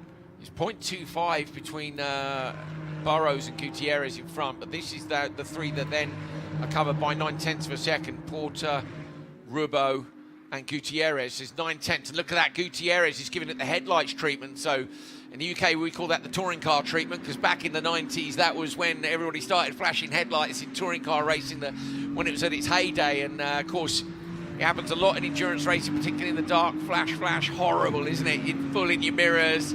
He's letting them know you're there. Any distraction, make them drive on the mirrors, make them make a mistake and stick it up the inside. And he does. He tries for a move, but he's not quite close enough and compromises his exit. And this is what I mean about the gap back. So we need to keep an eye on that gap to see what it was. We said 2 point something, didn't we? 2.7 was the gap. It was, yeah, so, and that's back to Gutierrez. So let's see what it is when they come round for this next lap. Sorry, back to, has Green got through in the background? Or is it still Burrows? I didn't see, he was just in the back of this shot. No, it's still Burrows and Green's there. Mitchell Green is right there with Burrows. So this time he doesn't try and turn 11. Mitchell Green in the slipstream on the run to the first corner. He'd be brave to try it here, but he's got to try somewhere. Goes out wide. He's looking for a better exit now. He gets a way better entry. He's inside him at the second part of the corner. Nicely done. And gets a good exit as well. That is a good aggressive pass by Mitchell Green. Double apex. He got inside him before the second part, and then Burrows couldn't get into the apex, and that's done. He's through. Yeah, very nicely. Mitchell almost re-accelerated in the middle of turn 2 and carried more speed mid to exit, and was able to challenge Burrows and little bit cut the line in the exit, but no drama, no contact between the two drivers. And now we are back in a moment where we see Mitchell's actual pace. Can he catch the leaders or the drivers in front of him and not to make mistakes? Sometimes Mitchell this season, when there's a moment of high adrenaline, is being a little bit too aggressive or making few mistakes. So let's see. Or Perina and Cook. So Perina has managed to get past Cook. That's job done. That was on the exit of 11, so he must have, we didn't see if he made a move up the inside or if it was just a better exit. So he moves back up. So he had to Cook, was Cook past him and Perina's come back? I'm not sure. No, I think it was or is it Cook? Yeah. That was when Perina went to P2, then he dropped to P4, but now Favre has pulled away, so something has happened to Perina, so he's losing lap time, he's losing pace. He made a mistake last lap, he was 1:28. So he was lost 3 seconds. So he has done another mistake. So I don't know if that was actually Cook having a look at passing him, or if Cook had passed him and he's had to have a look back. Yeah, so Perina's dropped down. They're using all the apron there on the outside just to carry a bit more pace. Kaminsky still leads. His lead at the minute is 1.3. Actually, so Kaminsky's lead over Grinsvich has come down. Grinsvich's last lap was 2/10 quicker again. So he may have to respond in a minute and actually push a bit harder to get away from George. Having said that, passing is a completely different matter, even if Grinsvich can get to him. Yeah, good start for Grinsvich and also good pace during the race. And putting that pressure on Johnny, he's closed the gap around 7/10. It was almost 2 seconds and now it's down to 1.3. Let's see the trend here, if the last 10 minutes will turn the table a little bit, that Johnny will be the faster one, or if the P2 driver can really challenge the leader. Gutierrez is in his T car as well. So T car is normally stands for test car basically, but it's like your spare chassis. So if you run the T car, you have to have a T on the number plate on the side of the car as well. I'm keen to see what the gap is between Gutierrez and Green. It was 3.0, and I tell you right now, it's a lot less than that this time round. 3.0 as they come over, the gap has gone down, and it's 1.6. 1.4 seconds faster Mitchell Green went. He was in P10 at the start of this race. He's about to get on the back of a train of cars that could see him get up onto second in the podium.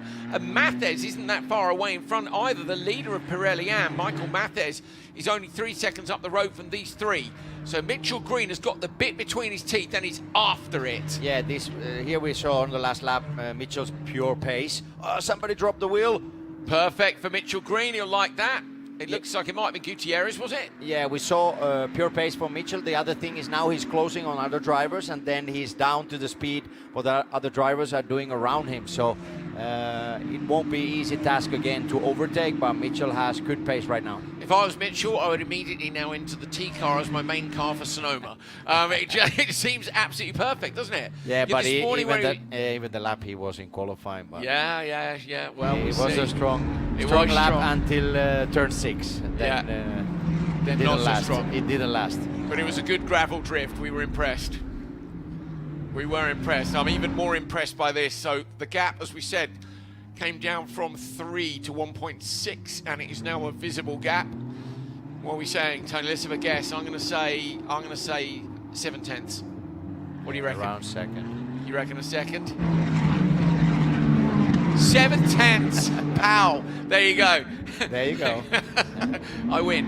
Okay. What was the bet? Okay, Mitchell Green is down to exactly 7/10 off the back, and the three of them are close together. Oh, come on now, let's go. I love seeing a good fight back story. There's nothing better than an underdog story, and Mitchell Green, while being one of the championship front runners, starting at the back as he did after going off during qualifying twice and switching to the T car and starting in P10, is about to potentially move up into P4, looks to the inside of Gutierrez. This time, though, doesn't fully compromise his line, which means he's still with him. Good move. Yeah, but he needs to be really decisive. Wait for the right moment, and when he decides to go, don't leave it halfway. That's the worst case for a contact, but also how they both lose time. So now they've realized that the pressure is coming. So let's see. Yeah, Gutierrez is now trying to get a bit of pressure on Rubo. Rubo's going to think, hang on a minute, why is Gutierrez in such a hurry? You won't know that Mitchell Green is there as well. Look at the pace that Green carries down through turn 9, rainy curve into turn 10. Mitchell Green might have a look here into 11 if he's close enough. Is he going to have a dive? If he doesn't, he's going to lose time, and he does have a dive. Gutierrez, he has to go over the sausage curb to avoid Gutierrez. It's difficult to see from that angle whether he was 100% alongside or not, Tony. And if he was, then Gutierrez should have given him space, but we couldn't see from that angle. Yeah, I think Mitchell was a bit late, and also Gutierrez was covering the line, so good thing that there was no contact. But this group is coming closer together. It's getting quite intense here. Let's see what the gap is to Mathers at the front as well. It's 3.1. So yes, Mathers is actually leaving this group behind a little bit. He's extended his lead, not by much, just 1/10 of a second. Where's good, Tony? Where do you go? This might be the point where he's caught up with cars that are a bit too quick to make the easy passes now. Yeah, he needs to be clearly, because like this he's losing time. So he needs to prepare the move really well, have a good exit from the previous corner, and then decisive move under braking. Because he has a little bit more pace everywhere, but the thing that he moves side to side and doesn't do a normal racing line, it doesn't help for his pace. Yeah, you lose a bit of exit speed. But I guess he's just trying to put some pressure on, isn't he? He wants to see a mistake in front. In an ideal world here, he really needs Gutierrez to make a move on Rubo. If you can get Gutierrez to have a crack at Rubo instead of playing rear gunner and defending from him. Here is Kaminsky and Grinčević behind. In fact, they're so close together. They're so close together. Grinčević is right there. Look, he's only 1.3, but he's maintained it at 1.3 for ages. Brad Favre's there, Perina's there. Perina is only 2.5 off the back of Favre, but I don't think he's got enough time left at 8 minutes remaining. There's Brian Kaminsky, Johnny's dad, nervously chewing away. I think Johnny's got this under control, personally. I think so too, but I was about to say that something might happen here. Rubo spun, so Rubo's gone, and that will have put Mitchell Green up another place, but was there anybody else involved in that? And Green's past Gutierrez as well. I think there was a contact between Gutierrez and Rubo. This is what we said. We said, didn't we? That's exactly what Mitchell Green would want. Now he's going to try and close down the gap. So let's take a look at the replay of what happened in turn 1. So Gutierrez in the yellow has a look at the inside of Rubo. And tags him, round he goes, and Mitchell Green says, "Cheers, lads. I'll take that happily." This will be a investigation to call because Gutierrez was late. Rubo was covering the line. He went all the way to the left, and there was contact to the rear left of Rubo's car. So might be penalties coming. So Mitchell Green was less than 100th behind Gutierrez at the start of the lap. Then it was 1.1, so he was less than 2/10 off the back of Rubo has gone, so he would have been 3.2 off the back of Michael Porter in front of him.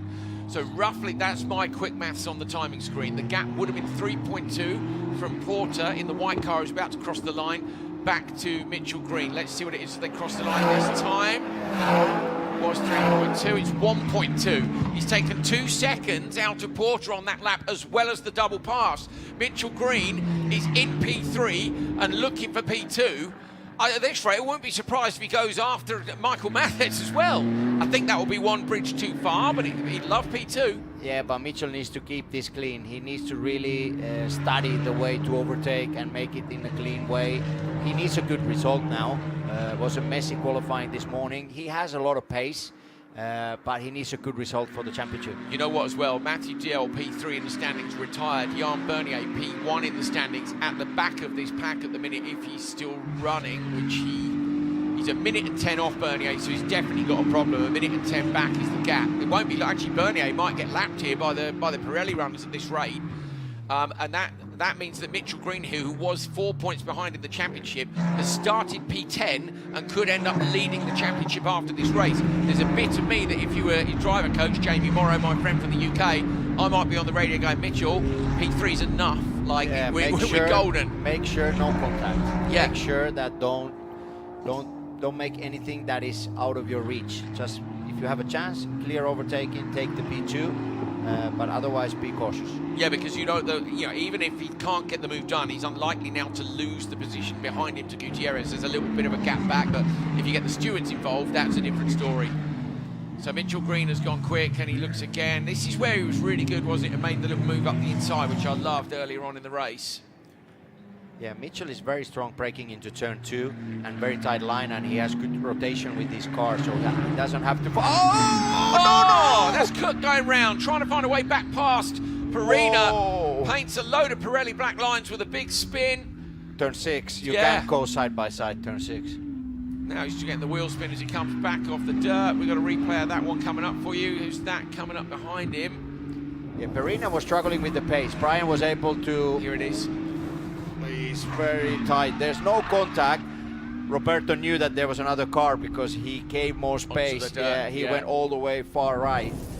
But yeah, Farina was struggling with Brian Cook for many laps. He was. Look, we've got 4 minutes 17 remaining here. The lap time is only 1.5 minutes.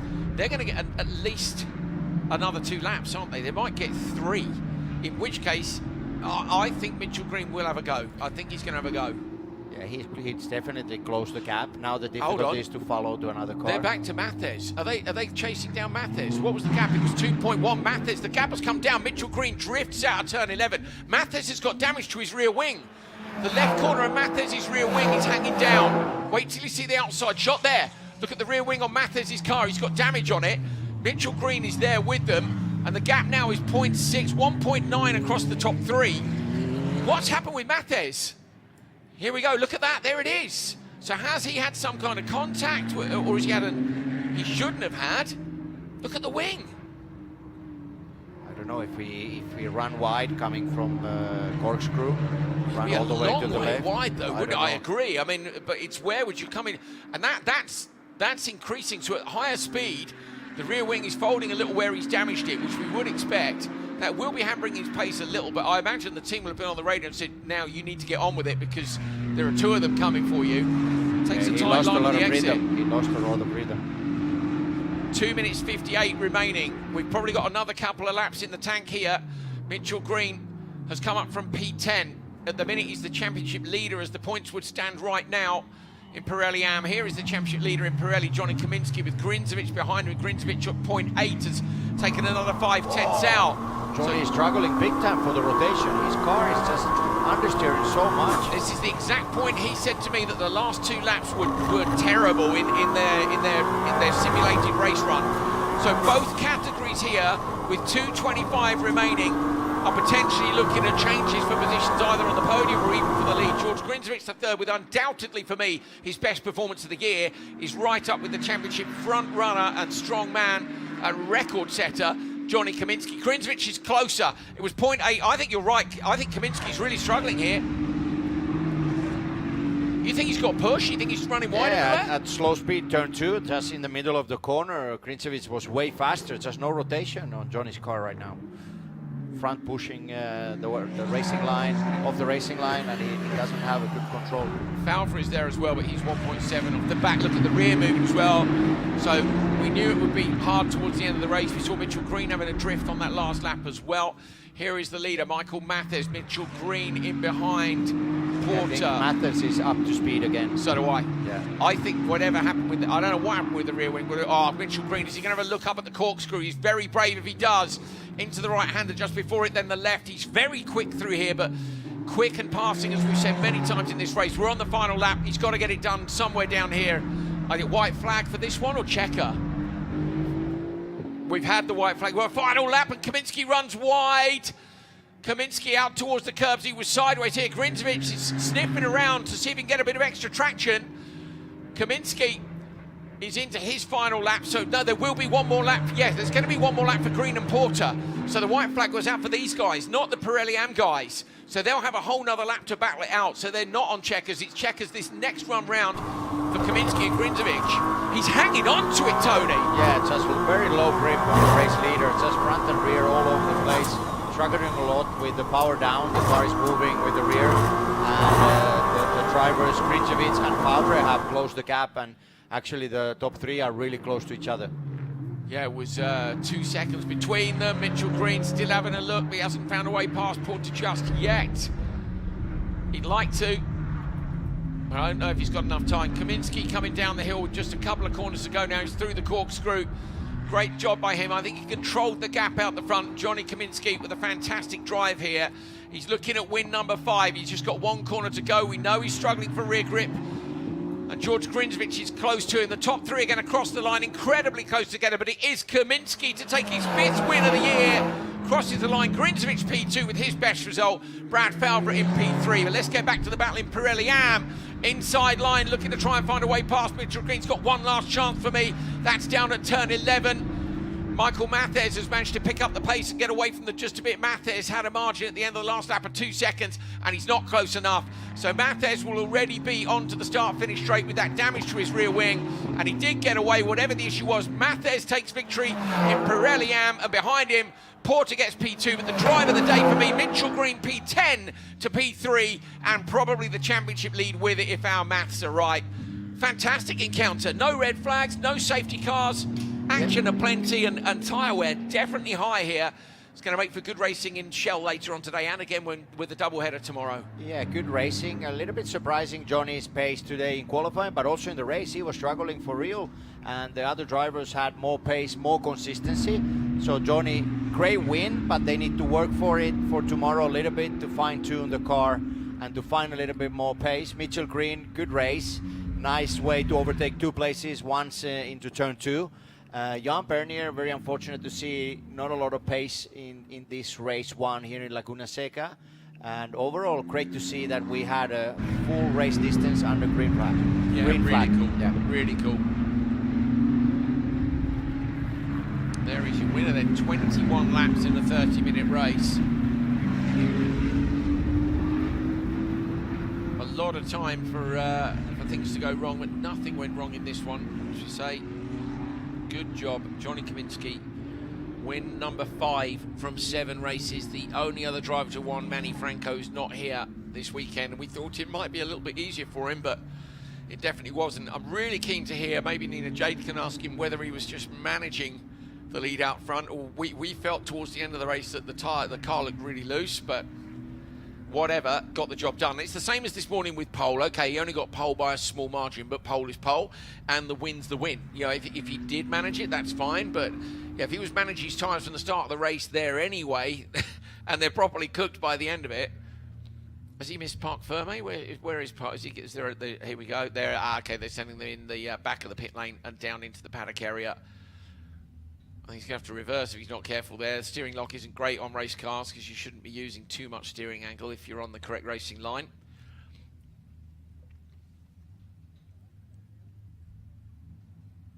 Good stuff from Kaminsky with the win, and also Mathes in Pirelli Am. There is Mathes. Rear wing looks fine from that angle, doesn't it? But at speed we could see that it was damaged on the one side. He's missing the mirror on the right-hand side as well, Mathes. So was he involved in that contact maybe at the start, or did he have damage at the same time with the mirror and the wing? I'm not sure. Yeah, we lost a lot of mirrors already before turn 2. Yeah. Tunes are on down in Casa Ferrari. The holding area is just close to there. The podium right there as well. And look at the lap times. The last lap compared to the 28.1, fastest lap, yeah. so 3 to 4 seconds. For 3.7, isn't it? Yeah. It's a lot. Yeah. So it becomes a different race car, and there, if you don't have everything nailed for that pace and that tire wear, things like this will happen. So Johnny, maybe a little adjustments for tomorrow. Yeah, do they try and tune it in a little bit more for... Too easy, Johnny. Oh, I don't know about too easy. It didn't look as easy as it normally is, but a great drive. Win number 5 out of 7. He is the standout man in this year's championship. And there's Mathes. There you go, brother. I imagine he'll be quite pleased after whatever it was that happened, because they were right there. Something happened. We're not quite sure what, but something happened. Yeah, there was one lap where he lost a lot of pace, Yeah. and we didn't have a clear view what really happened there, but... Okay, maybe Nina Jade can find out. Yeah, but Mitchell also can be happy with his performance. I'd be over the moon. You end qualifying on a flatbed trailer with a car that the fire extinguisher's gone off in and start at the back of the grid, and then you come back to there is amazing. That's Casa Ferrari in the background. Good racing. That's nice, dear, isn't it? Michael Porter couldn't pass you. Yeah, good racing. Well, Johnny Kaminsky, 5 wins out of 7. Well, we weren't sure how easy this one was, but he's got it done anyway, and he's with Nina Jade Paul.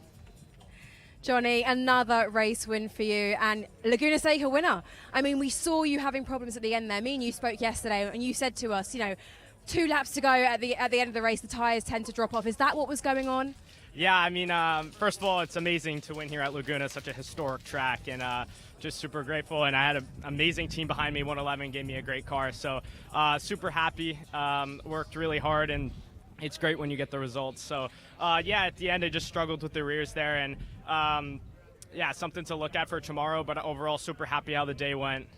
Congratulations. It's a very big win for you, Johnny. What have you learnt today that you can take to tomorrow? I think we just need to look at setup stuff, but overall, I mean, I'm getting a lot of experience, especially at this track, right? So grip levels, tire management, all that stuff. So it's been great. So yeah, super excited for tomorrow. Congratulations. Enjoy it. Thank you so much.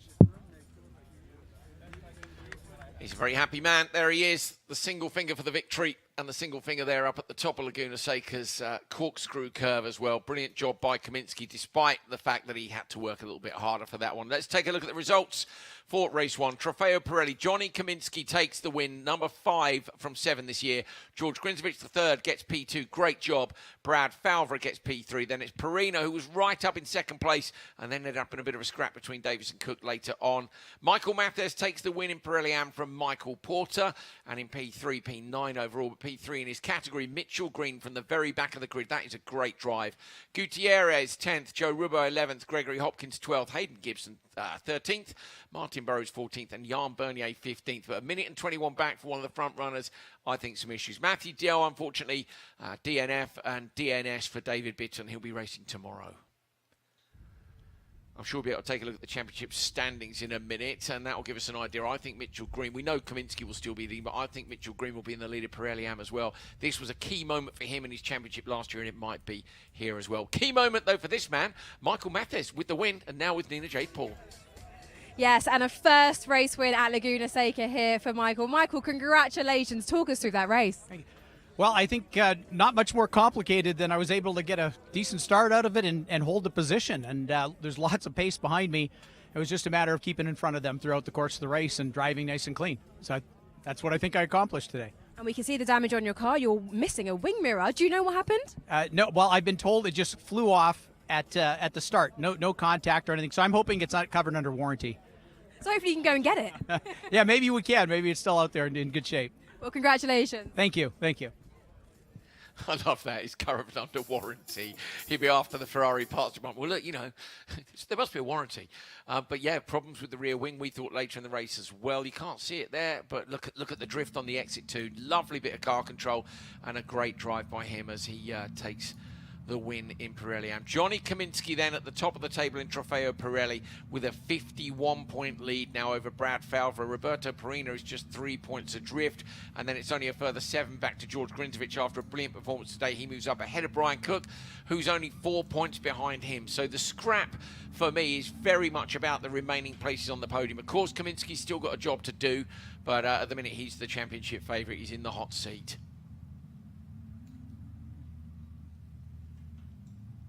Heat shimmering over the Californian hills. Mitchell Green does move into the championship lead. He was 4 points behind, and he's now 4 points ahead. And it's with his sparring partner, Jan Bernier. They scrapped it out all last year at the front of Copper Shell, and now they're in Pirelli Am, and they've moved straight to the top and straight into that scrapping again. Fantastic to see between those two. Michael Porter with a great drive moves up into P3 in the standings. That super tight gap again on the right. Look, so Porter to Gutierrez 1 point, Gutierrez to DL 5 points.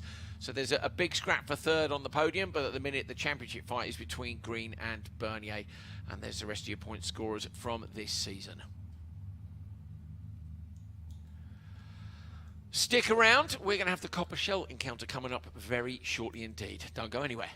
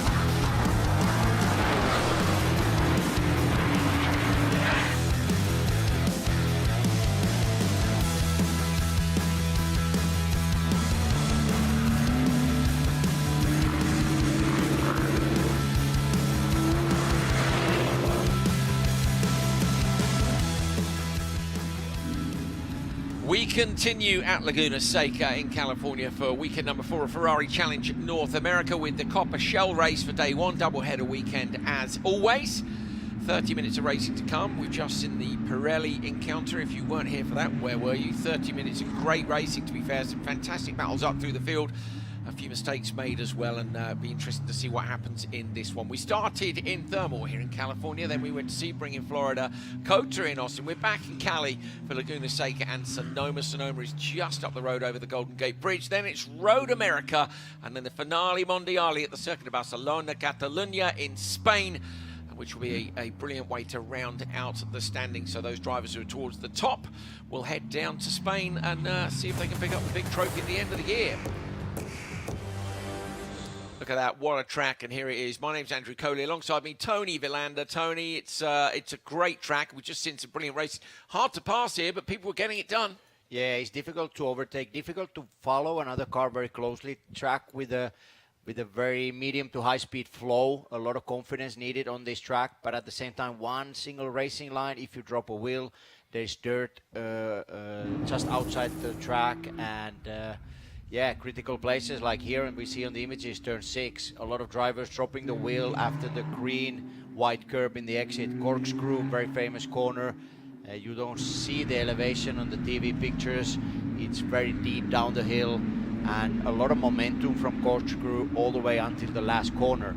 You need a good handling on qualifying lap and a race car that treats our Pirelli tires really well, and that they last well the whole 30 minutes. There is Melissa Kozira coming down through the Corkscrew. This is what the weather is doing here right now. So 33 track temperature, 21 air temperature, 62% humidity, but with that nice light breeze as well, which is helping to keep the temperatures down just a bit. But it is a blue skies, sunny day here in California, and that's the backdrop to the hills. That's Monterey over in the distance. It really is a lovely part of the world. Here's somebody else who's lovely as well, Nina Jade Paul. Oh, thank you, Andrew. You are also lovely. What was also lovely was that race we just watched. It is hard to overtake here, but we very much saw it executed. What a race from Mitchell Green. He will be absolutely thrilled with that. And Andrew, you were quite right. You said before the race that patience is key, and we saw all the drivers that were biding their time a little bit, successful in the overtakes. But we are preparing for the next race. Whilst we do that, we had a lovely word earlier in the week with Blake Rosser. I love racing. I follow Formula One. I follow IMSA, but it's just fun. It's always had the bug to want to drive, you know. I had a passion in my late 30s and into my 40s, but that was kind of the start of it all. Once I did Corsa Pilota and Mount Tremblant, I was hooked. I said, okay, it's time to do it. I've never been to Thermal, so my first time was during the test, but I did well there. I started, I think, 4th on the Saturday race, finished 1st. So that was great. It was exciting for my first weekend and being at a track I'd never been to. Sebring, same thing, never been to Sebring. It was a learning curve, but I got a pole there and I got a win. Then once we went to Kota, another track never driven, and love that track. And that was a blast, and I got the pole there. So it's been fun. I mean, I love it. Laguna Seca is a track I really love. There's quite a few fast drivers in Shell now, so it'll be a bit of a challenge. I hope to do well. My goal is always to win and get a pole, so I'm going to be pushing for that, and we'll see how it shakes out. But it's been great. Love the announcers. They're awesome. Get to spend a lot of good time with those guys, especially in Texas during the party, so looking forward to seeing them again. Really enjoy it. Love the Ferrari family. Love all the competitors, and it's been great.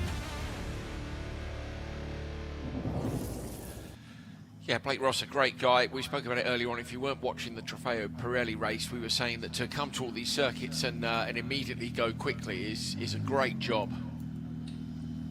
Yeah, Blake Rosser, what a nice gentleman. I talked with him over the lunch. Didn't have the chance to race cars or go-karts earlier. Started with some ski barber action, went through the Ferrari Club Challenge and so on. His dream is to one day own or drive the 499P Modificata, maybe both own and drive. He's been on it the whole season, and also the fact that he's going to most of the tracks without knowing them and performing at this level has been impressive. Really impressive, yeah. He did start the season in Copper Shell and, as we said earlier, was immediately promoted to Copper Shell. And at the rate he's going to be in Pirelli Amber next year. So in the course of 1 year in Ferrari Challenge, he might move up 3 categories, which is very impressive indeed. Talking of race schools, Tony, I noticed there's some single-seaters in the containers outside here in the television compound. Maybe we should have a little go later. What do you think? You can school me in the correct line of Laguna Seca. Yeah, it's maybe we celebrate your birthday in another way, so everybody's happy. Something safer. Yeah. So everybody's happy.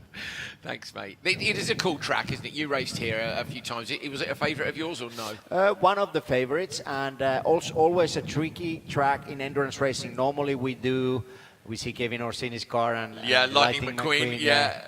We mentioned. Look at the smile as well. I want to see the sun visor because the sun visor's got the eyes on it. We'll have to see it later. Yeah, go on. Sorry. In IMSA endurance racing, so normally here is held a 2 hour 45-minute race. So this is the one. If you do one stopper or do stopper, and how many stints? How do you divide the race, and how many sets of tires? Do you go flat out from the start, or do you save tires and fuel the whole?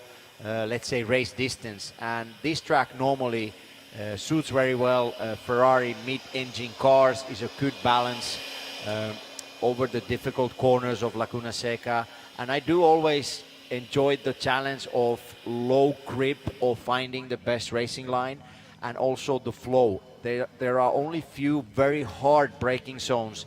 It's a lot of places where you carry a longer braking with a less brake pressure, and you need to carry the minimum speed throughout the corner. For example, turn 3, 4, 5, 6. So you need momentum control. I always ended up wanting a car with a good front end. I don't go really well with the understeer, so this track has always suited my driving style. 9 and 10 super quick as well, aren't they? I mean, it's a bunch of super fast corners, and I mean, really the only slow stuff is what? Turn 2, 11, and the corkscrew. Yeah, I mean, there's sort of a momentum on the first part of the track, and from corkscrew onwards, you first go up the hill towards the corkscrew, and then you come down the hill. And all the corners, 9, very special as well. You don't go far right to create the grip and a nice optimum racing line. You go deeper inside the corner where you find more grip, and try to avoid those higher curbs inside 9 and 10, because those really upset the balance of the car. Final preparations going on the 296 Challenge cars. You can see there the rear engine cover just off, just a few little tweaks and last checks before these guys head out. It's a much bigger field in Copper Shell and Copper Shell Am, which will make for some interesting action, I'm sure, in those first few corners. Nina Jade down at the front, they're ready to grab some interviews when our drivers are ready for a chat. They'll all be nervously waiting to kick things off.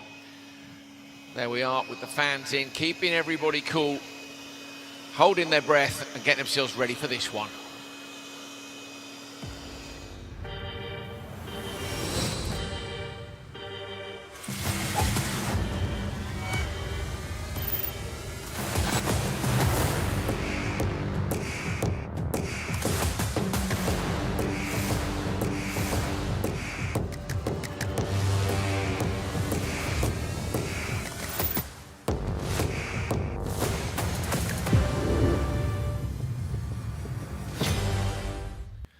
Ferrari Challenge North America at WeatherTech Laguna Seca Raceway. An incredible track to host the 4th weekend of Ferrari Challenge in 2026.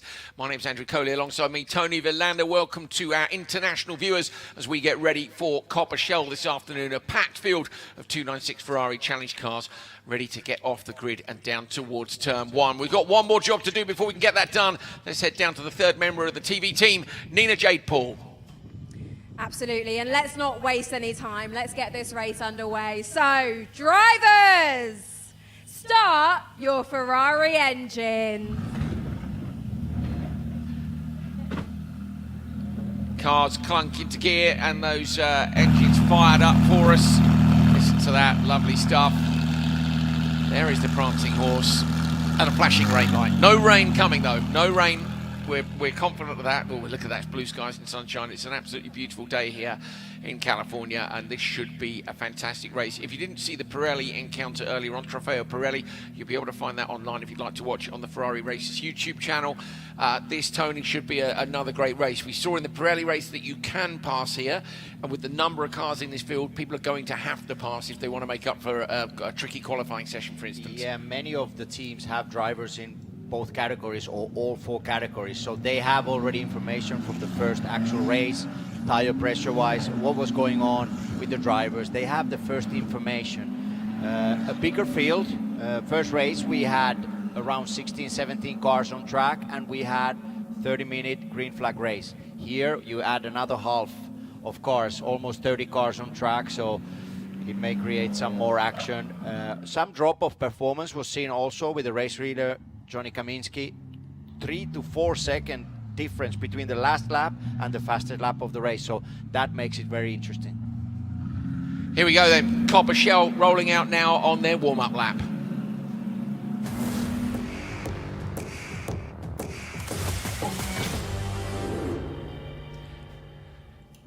We're rounding out day 1 here at Laguna Seca with Copper Shell. Let's take a look at the grid. Charlie Menard on the pole with Chuck Whittle alongside. Menard had a brilliant weekend last time out in Kota, and we're looking to continue that here. Then it's Blake Rossi, your championship leader, who we heard from a few moments ago, with Kevin Orsini. Next to him in Lightning McQueen, of course. Roy Carroll, row 3. Michael Owens next to him. Row 4. Is Joel Rose and Louis Flory on the outside. Lewis, of course, Louis, he loves it. Louis gives him the extra performance when we call him that. Andrew Parker on the inside from Ryan Dayton on row 5. Row 6, Mike Lully and Javier Rodriguez Borgio. On to row 7, Tim Dweet, the pole sitter for Copper Shell Arma. Melissa Kozira with a late lap that put her up onto the front row. She could have taken pole. Got some work to do out there on track to get it done now. Adam Befella and Joe Sposato on row number 2. This is for the AM category. Then it's Jamie Garrett and Steve Check, row 9 overall, but row 3 in AM. Lance Corley and Daniel Roberts. Fabian Sperman, a little way further down the grid than he would like, alongside Edvard Tugian. Jeffrey Nunberg and Henry Hummel. Again, Nunberg, I would say, is out of place, but he's a great passer.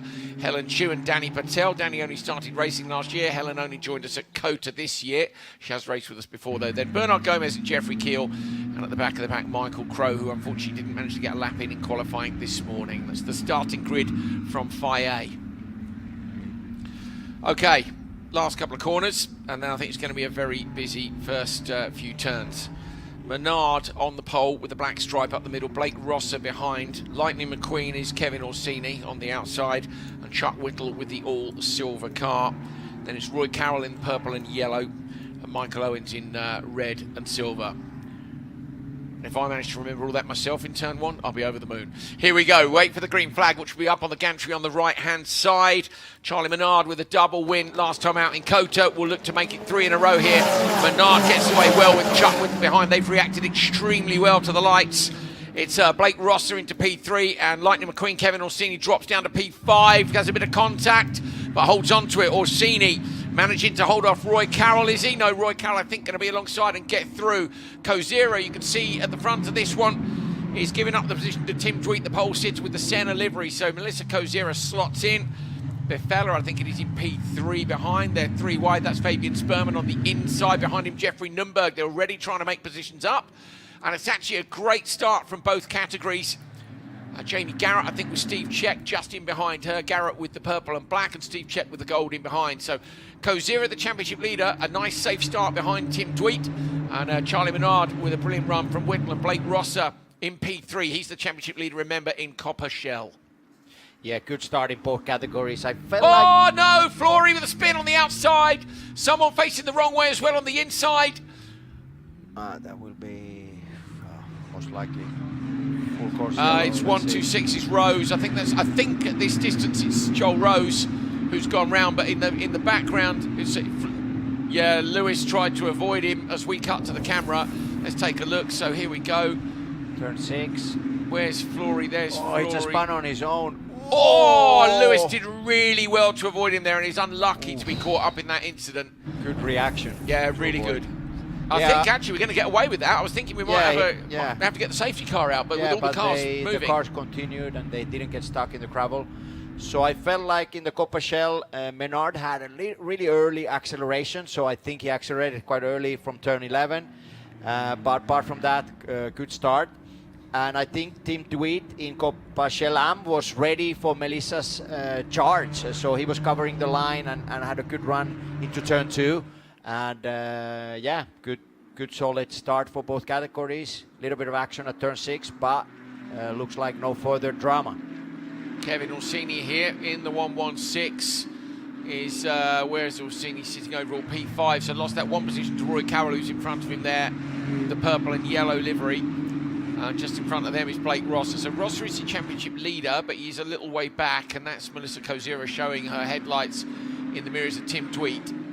Melissa's in a good place here in terms of the championship. She's got a big lead. She doesn't actually need to beat Tim Tweed here. I'm going to take a look at the points and see where Tim is. And Tim's down on 135 compared to her 194. They've both done every round this year. So she could let Tim get away if she wants to and just have the championship head on, but we've got 27 minutes more action. And if the tyres start to wear out, also Melissa this year has been on a big charge, and I reckon she might have a crack at it if she can. Yeah, on the images here, the leader, 137. Tim Tweed, he had a very good qualifying. At the same time, Melissa had a little bit of traffic in qualifying. I think she cannot hold back. She needs to go her own pace. There are some areas that she's very strong, especially the last part of the racetrack. She's strong under braking and closing the gap now to the leader. And like I said, she needs to be on the charge. You cannot back off thinking about the championship. Have a look at the inside. Melissa Kozira tries. Tim Tweed goes defensive. Kozira runs out from the first apex to the second. That's allowed Befella to get a little bit closer to them. But yeah, she was really quick in the second half of the lap, wasn't she? Yeah, really closed the gap, and I think she needs to keep the charge, the pressure on the leader. If you back off, you try to be too conservative, then you end up trouble with the other drivers behind you. So I think Melissa needs to keep doing what she's done the whole season. Basically starting from the end of last year at the finals in Mugello and carried the momentum throughout the season. Yeah, double win, wasn't it, in Mugello, which was a tricky track, and absolutely got the job done and has come here all fired up for this year. Oh, Tim, very wide line in the exit of 6. Shows the confidence. Yeah, shows the confidence.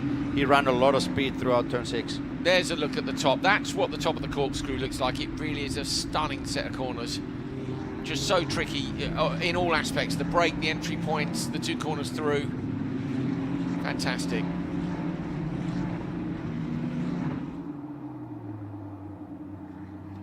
Yeah, so now we managed the start. Now is the peak of the tire, the best performance, the best lap times are posted now, and then the last 10 minutes will be quite tough.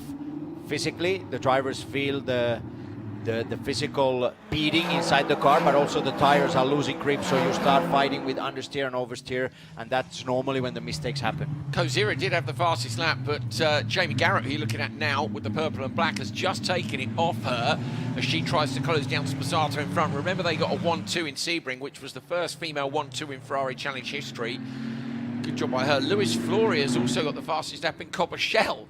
Flory, of course, was involved in that incident, so he's out in clear of traffic at the back. I actually noticed that he was only just a little way in front of Dweet and Kozira after his incident, but he is now going some nearly 3 seconds a lap faster, so Flory will be disappearing off into the distance. He's doing half a second faster than Menard at the front.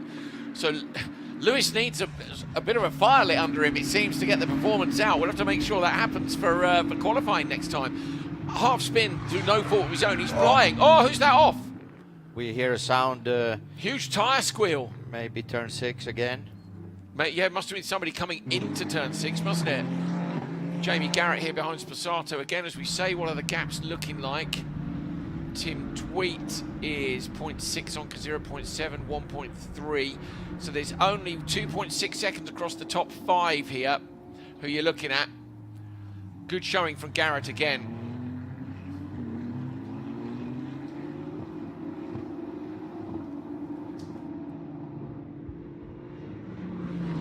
Here's your leader, Tim Tweed, coming through with Melissa Kozira having dropped just a little way back. On board here, Steve Czech heading into the pits. So was it Czech that had that spin in the background? You can hear him actually on the radio. So we think maybe it was him that had the spin. We haven't seen why. Are they going to have a look at the car? What's he missing?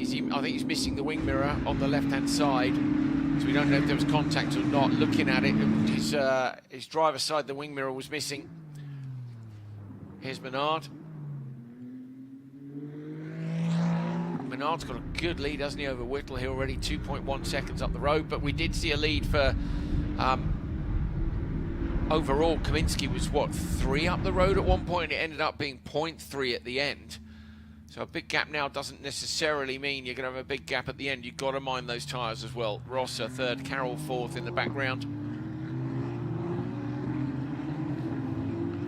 Chuck Whittle hasn't put the livery back on the car, and I like the livery. You know, the big shiny livery that he had earlier on. I think he had to use the T car, and I think since he's been using the T car, the livery's not on there. So Chuck, this is my appeal to you to get the livery back on. It's one of the coolest liveries out there. Oh, that's close, isn't it, on the brakes? And then deep, Kevin Orsini, yeah, got pulled in deep there. When Parker made a mistake on the brakes but got away with it, Orsini has had to give up a place, unfortunately, I think. Is it Owens has got through? Yeah. So just loses one place, so Kevin will be disappointed about that. He'll try and make it up. His kids are here. All 4, I think, of his kids are here, but Henry and Jack, I know, are here watching, and apparently they were very excited when we mentioned their names in the qualifying show, and they're like, why is he talking about us? So, we met you. Henry in particular is a massive Lightning McQueen fan, which is where this livery has come from. And yeah, they're lovely kids, nice family. Kevin said the family were all going nuts when we were talking about it. Of course, we were talking about the Lightning McQueen livery last time out at COTA, which is where they revealed it. Parker! What a move on Roy Carroll. That's a stunner of a pass, but he runs deep. Too much speed over the crest, and Carroll gets back up the inside. Now Parker comes back at him again. Andrew Parker with the pass, loses the place and back again. Carroll in behind trying to return the favour. Can he get him down at turn 11? I don't think he can. That is a great pass at a legendary point on this course. Yeah, that's the move of the day. That was really decisive move. That was really decisive move, and you need a lot of courage and a lot of determination to do that. And once you decide to go, you need to take it all the way to the apex of the corkscrew. Little issue coming down the hill, but he managed to keep the position. Yeah, a lot of speed in, wasn't he? And then gravity helps you go a bit too deep again. Kevin Orsini also going deep in turn 1. That's where he went deep last time. Drops a wheel on the exit as well. So Orsini now has Javier Borgio behind. And then Dayton's right there as well. So Lightning McQueen needs to get those windscreen eyes forward. Here is Kozira, and Kozira has come back to Tim Dweet. Tim Dweet was up the road, and now she's just 3/10 behind him. So either Dweet's made a mistake, or what are the lap times? Have a look and see. Kozira 1:28.6. Tim Dweet 1:29. I think Tim Dweet, no, I don't know, it's only 4/10 in it, but 4/10 in her favour. So Kozira now suddenly with good pace, or better pace certainly than Dweet. Now Dweet's got to watch his mirrors, and that just slows everything down, doesn't it? You can't pick your lines as you want. There's where he's maybe using a bit more road. Yeah, but if you need to start covering the line, not blocking, but need to defend early on. We've just done 1/3 of the race, so that will cost lap time to both of the drivers. I think Melissa, like you mentioned, has a little bit more pace at this stage. Oh, Jeff Nürnberg's gone round. Nürnberg. Oh, looks like turn 6 up the hill.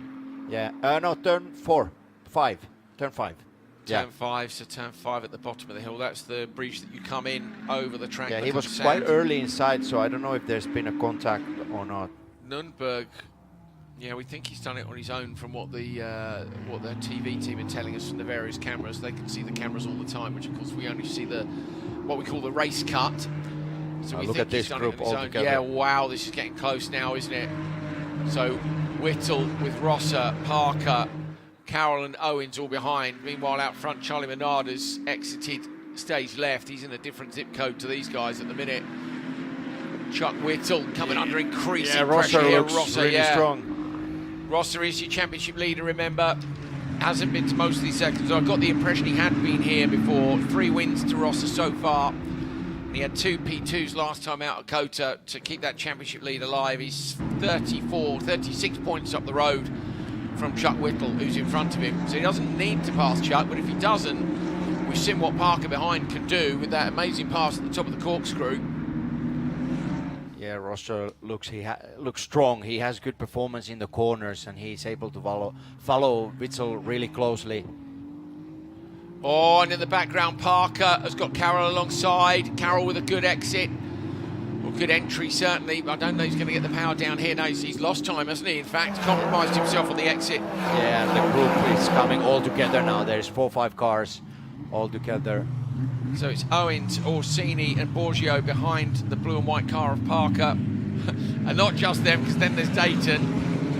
Flory's a few seconds back, but Lewis Flory with the fastest lap is doing it. There's Flory. Flory's coming back towards his pack. Lewis Flory might be our Mitchell Green here, and Blake Rosser looks to find a way past Chuck Whittle. Whittle runs wide. Yeah, this could be good. So Rosser alongside, is he? He is alongside. He's got to go deep on the brakes now, shut the door. Whittle will try and go deep as well, but he could get a better exit if he can get the under over. Sticks it out round the outside line, a little bit too much rotation. Side by Whittle side into 6 is not almost good. Contact between them. Whittle's going to get to the apex first again, and Rosser's still out there. Parker's going to be there. He moves across to cover the move from Parker. Parker's done it before up at the top here. Is he going to have another look on the brakes now? There's a gaggle of cars in behind Parker. Isn't quite close enough to do it. Roy Carroll is there behind him along with Owens. I think Owens has got past Carroll in whatever's going on in the background.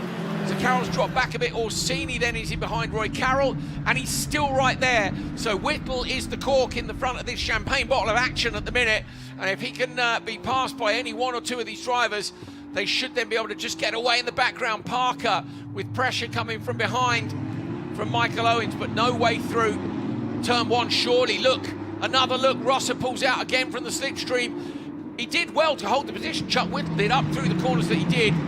But Blake Rosser seems to have more pace now, whether it's a tyre situation or confidence. This is super close, isn't it? Yeah, it was gentlemen's racing. It was fair racing. They did many corners side by side. And in the background, Carroll's gone off. Sorry, Tony. Roy Carroll spins to the outside. He has made it to the barriers. If he can get that going, we won't get a yellow flag, and he does. We've got away with it again. Oh, it was Borgio. Sorry, it was Borgio. I saw the yellow in the background. It's another mirror. I hope we've got plenty of those on the truck. In the background, okay, the battle's going on. Rosser's got through, so Rosser gets past Whittle. Andrew Parker, I think, and Owens. Parker may have got through there, or maybe holding on from Owens in the background. Whittle now trying to come back at Rosser, but Rosser has got away. He's got through. We're at half race distance. The gap between Whittle and the leader, Charlie Menard, was 7.7 seconds. As you see, Kevin Orsini in Lightning McQueen trying to make moves here as well.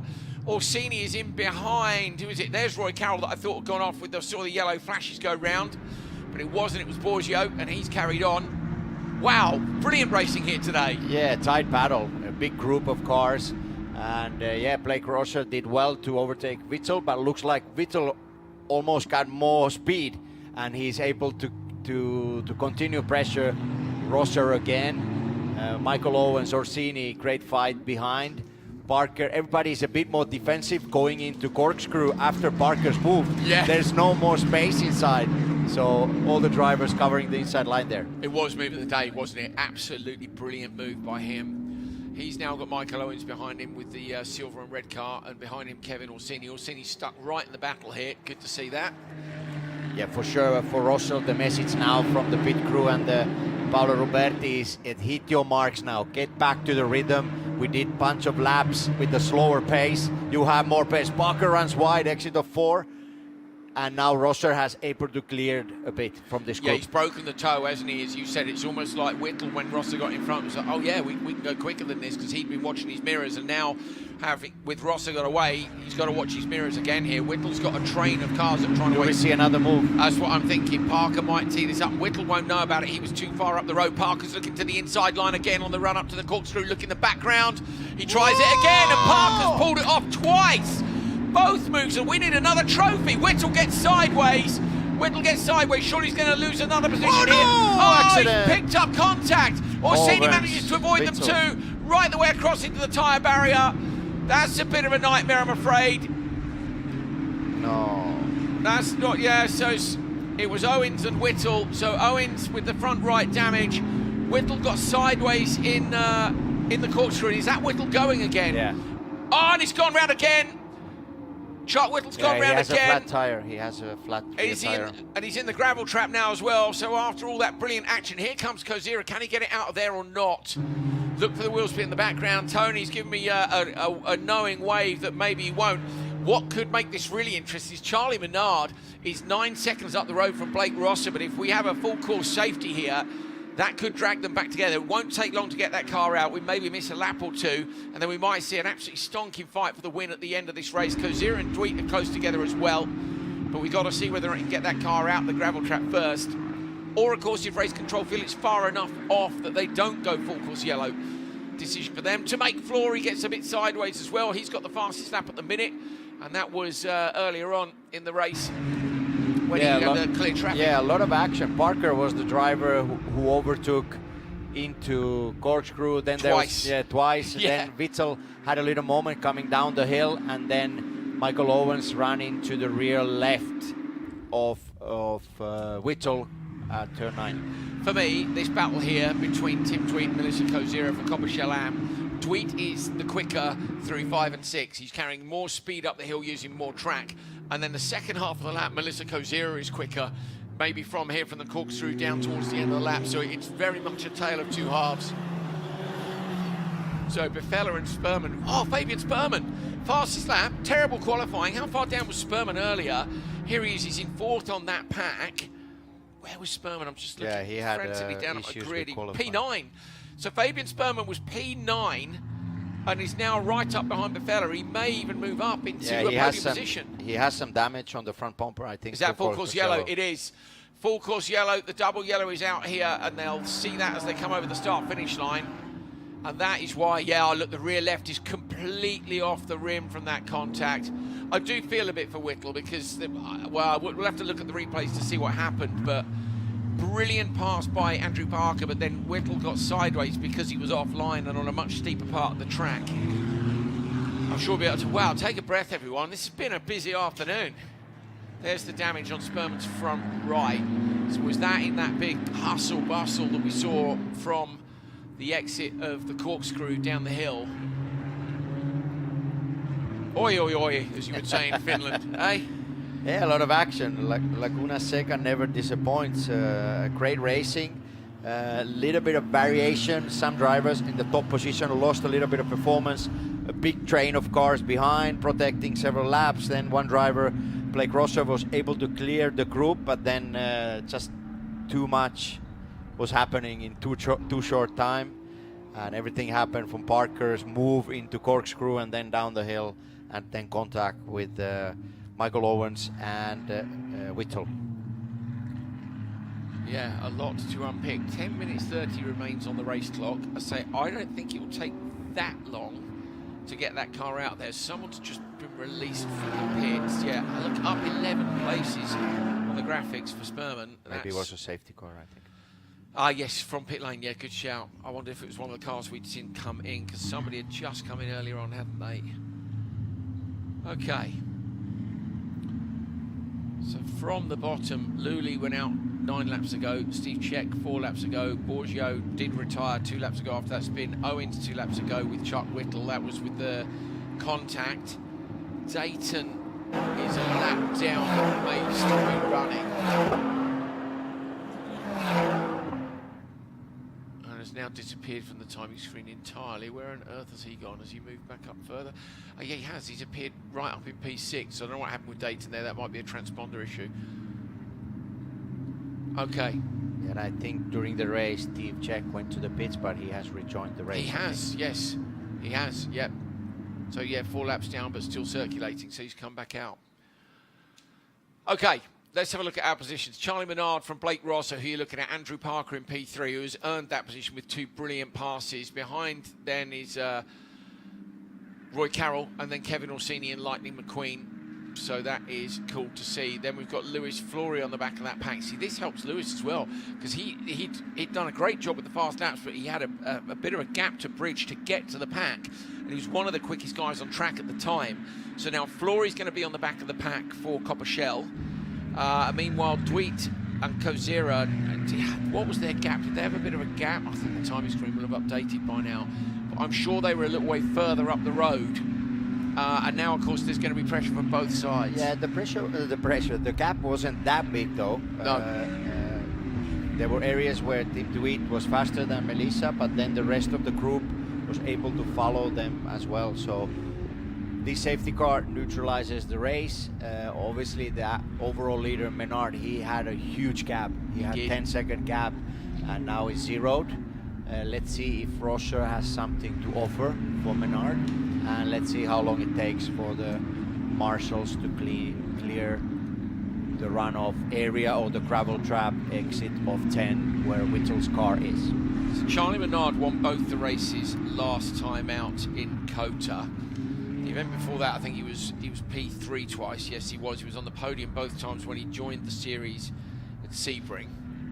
Oh, okay, they're taking their time there, aren't they? Yeah, but it takes a little bit of time. Yeah, the tyre is completely off, which means it's got to be loaded up pretty carefully. 7 minutes 47 remaining. We'll lose another lap at least, but don't forget that the lap here is only 1:25. So if we go racing with 5-6 minutes left, we could still be looking at 4 laps, which would be ace. I'd love to see. I want to see them race to the flag now, particularly because you've got Rosser, who is the overall leader in Coppershell. He's sitting in P2 behind Menard. Between them, they've had 5 out of the 6 wins. Andrew Parker, who's in P3, is the only other driver to have won. So all our winners are in the top 3, and they're all going to be very close together. Parker, the man who should, if there is a move of the day trophy, which we might be introducing today, I might fold him one up, an origami move of the day trophy. Yeah, ice cream. I think he's got enough ice cream. Yeah. It was 2 brilliant moves up at the top, decisive with no contact, fantastic. Yeah, he carried a lot of speed and confidence breaking into corkscrew. Then down the hill, he was a little bit off the pace, so that created some moments. There was a fight with Roy Carroll. Roy almost got the place back. And then with Whittle, that then ran the inside curb and was not able to go on throttle. But it takes... but I think the secret is not actually what happens in corkscrew, it's the exit of 6. He has a lot of confidence and he gets a good run and he's able to go alongside the other drivers in braking. You saw him line it up in 7, which is the slight kink over the crest just before 8. He was already looking at the movement. We then cut to the camera above the corkscrew, which was great because you could see him coming in from a long way back. Maybe it's gone. Lap. Okay, awesome. So we could see the lights out on the safety car now with 6, maybe 5 by the time we get back round. So what's that? 1, 2, 3, maybe 4 laps to the flag.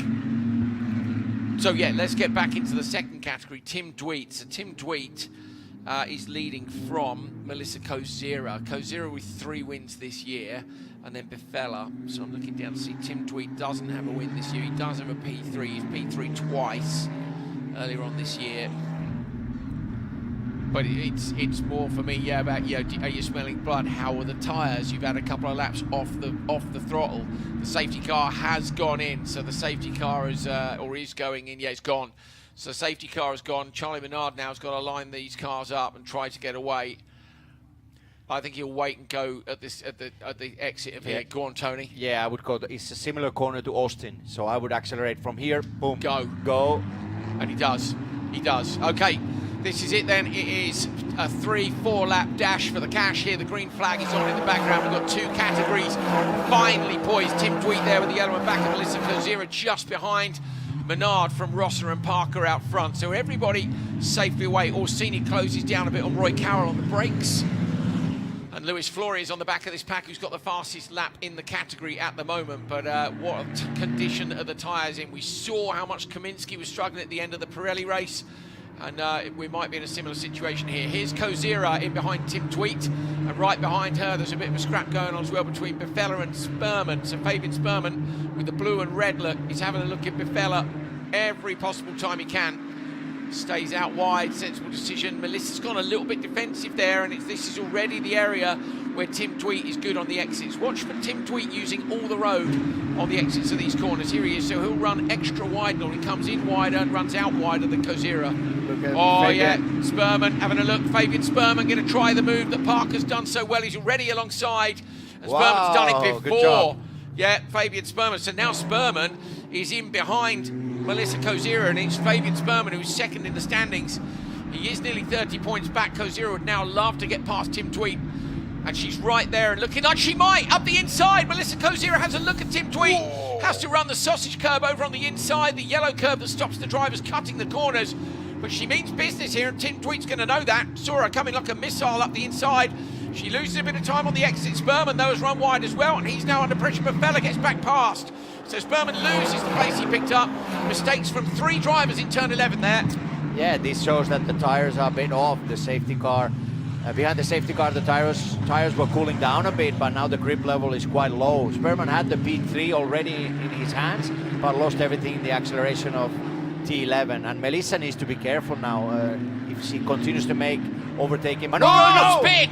Off to the inside, that's a big one. That's a fair old hit on the inside. I don't think that car's going anywhere. If that's the case, unfortunately, I think this will be the end of this one. Who is it? It was P3. Bifella, yes, Bifella. Adam Bifella is gone, so Fabian Spurman gets the position back. But Bifella has dropped it. If you can get that car, he can. Good lad. Adam Bifella gets the car in behind the barrier, and that might just mean that we can carry on racing here. What a guy. Absolutely. After a crash like that, you are a gentleman, Adam Bifella. Everybody else gets to continue racing. Fabian Spurman has moved up a position. We'll need to take a look and see what happened. I don't think there was any contact, but there was a big pack of cars there. Here is Spurman in P3. Kozira's got a bit of a gap over him. 2:28 remaining, at least another 2 laps then. We'll wait for the white flag to come out for the front runners. Let's take a look at what happened as Kozira is still close to Tweet out front. Yeah, turn 3. No, he just lost it. Yeah. So, he went in hard on the one. front, didn't he? Big one, just low grip at this stage. The safety car didn't help the drivers, sort of with the momentum of racing. Everybody's very close to each other and just too optimistic on throttle and lost the rear in the exit of turn 3. I think Rosser here has got his championship head on. So Charlie Minardi, you're looking at, is the leader, and say the winner both times last time out of Kota. Behind him, Blake Rosser. Oh, more action! Oh, no! Jeffrey Nürnberg, exit it's of Nürnberg, 11. And on the outside, that's not Kozira, is it? No. Danny Patel. Danny Patel's very similar colour scheme to Kozira. So Danny has had contact. Well, it looks like the rear of his car's damaged. And they're all keeping going. Everybody here is like on a mad endurance to keep their cars going. And we might just get to the checker flag here like this. There's been a lot of action, but as the tyres are going off, people are struggling now. Yeah, this is the critical part of the race, and safety car zeroed all the gaps, so everybody's fighting. Oh, wow, okay, the move happened. It happened a long way back. Here's Patel. Oh, so Patel did Nürnberg tap Patel round? Everybody ran wide. Yeah, there was dust there. You can't. I don't think there's anyone to blame from the contact. It's just unfortunate they were caught up in the incident in front. With a minute left, there will be one more lap after this, so they should be showing the white flag as they come round here. Yeah, Melissa is close now. Yeah. I think she's preparing something for the last lap. So do I, but is she going to have a go or not? The white flag is out, so it is the final lap. Menard and Rosser have been shown the white flag. There they are, a huge pack of cars up front.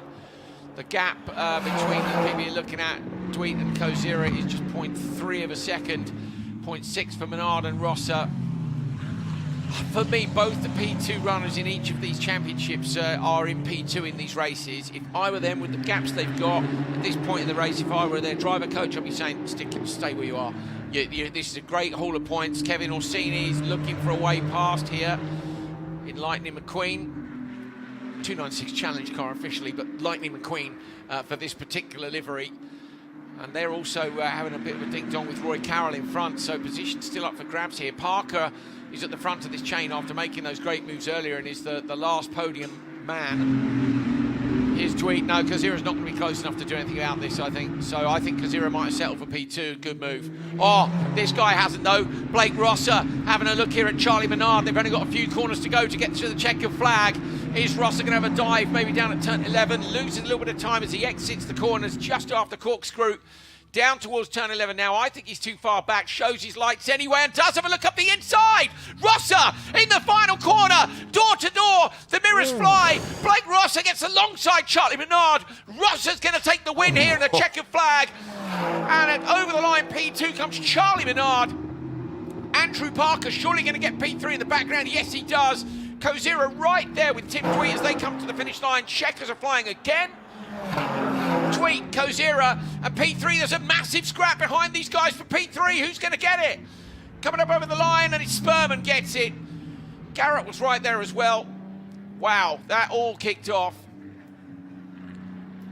Yeah, what happened to Menard on the last lap? He had almost like a clear gap, and Rosser was able to close it. And let's see the last corner. I mean, so I know what you're thinking. There was contact, but for me, there he was was 100% up the inside. The question will be... Sometimes they say in US, is it rubbing? Rubbing is racing. So let's see. Here it looks like a clear run, but again, Rosser was able to have a good run, T10, and then look, he comes so far away. Whoa! Boom, there was gap. Is it track limits on the inside is question number one. So the stewards normally ask, is it track?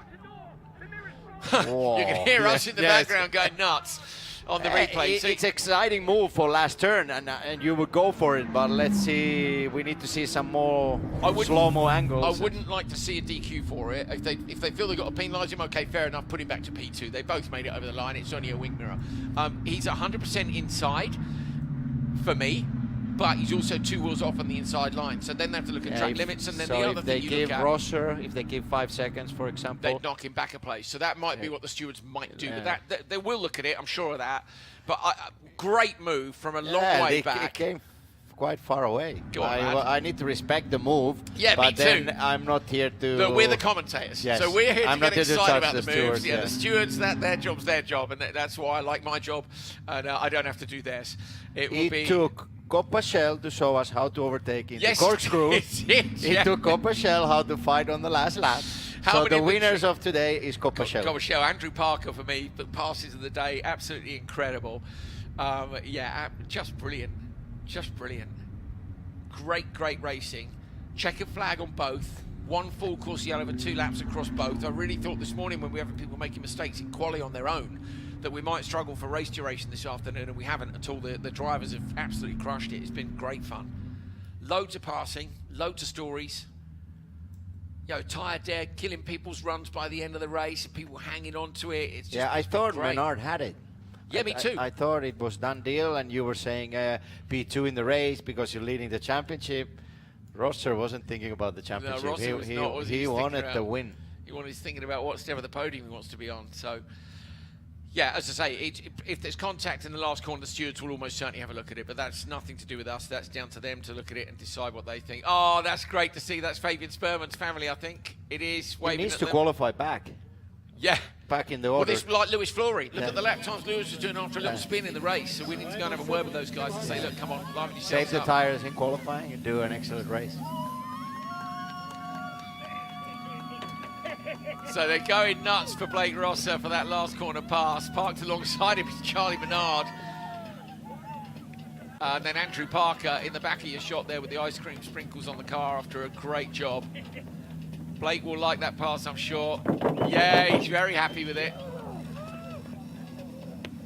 There's Matt Dusenbury down there to congratulate the winner. Head of Ferrari Motorsports here in the USA.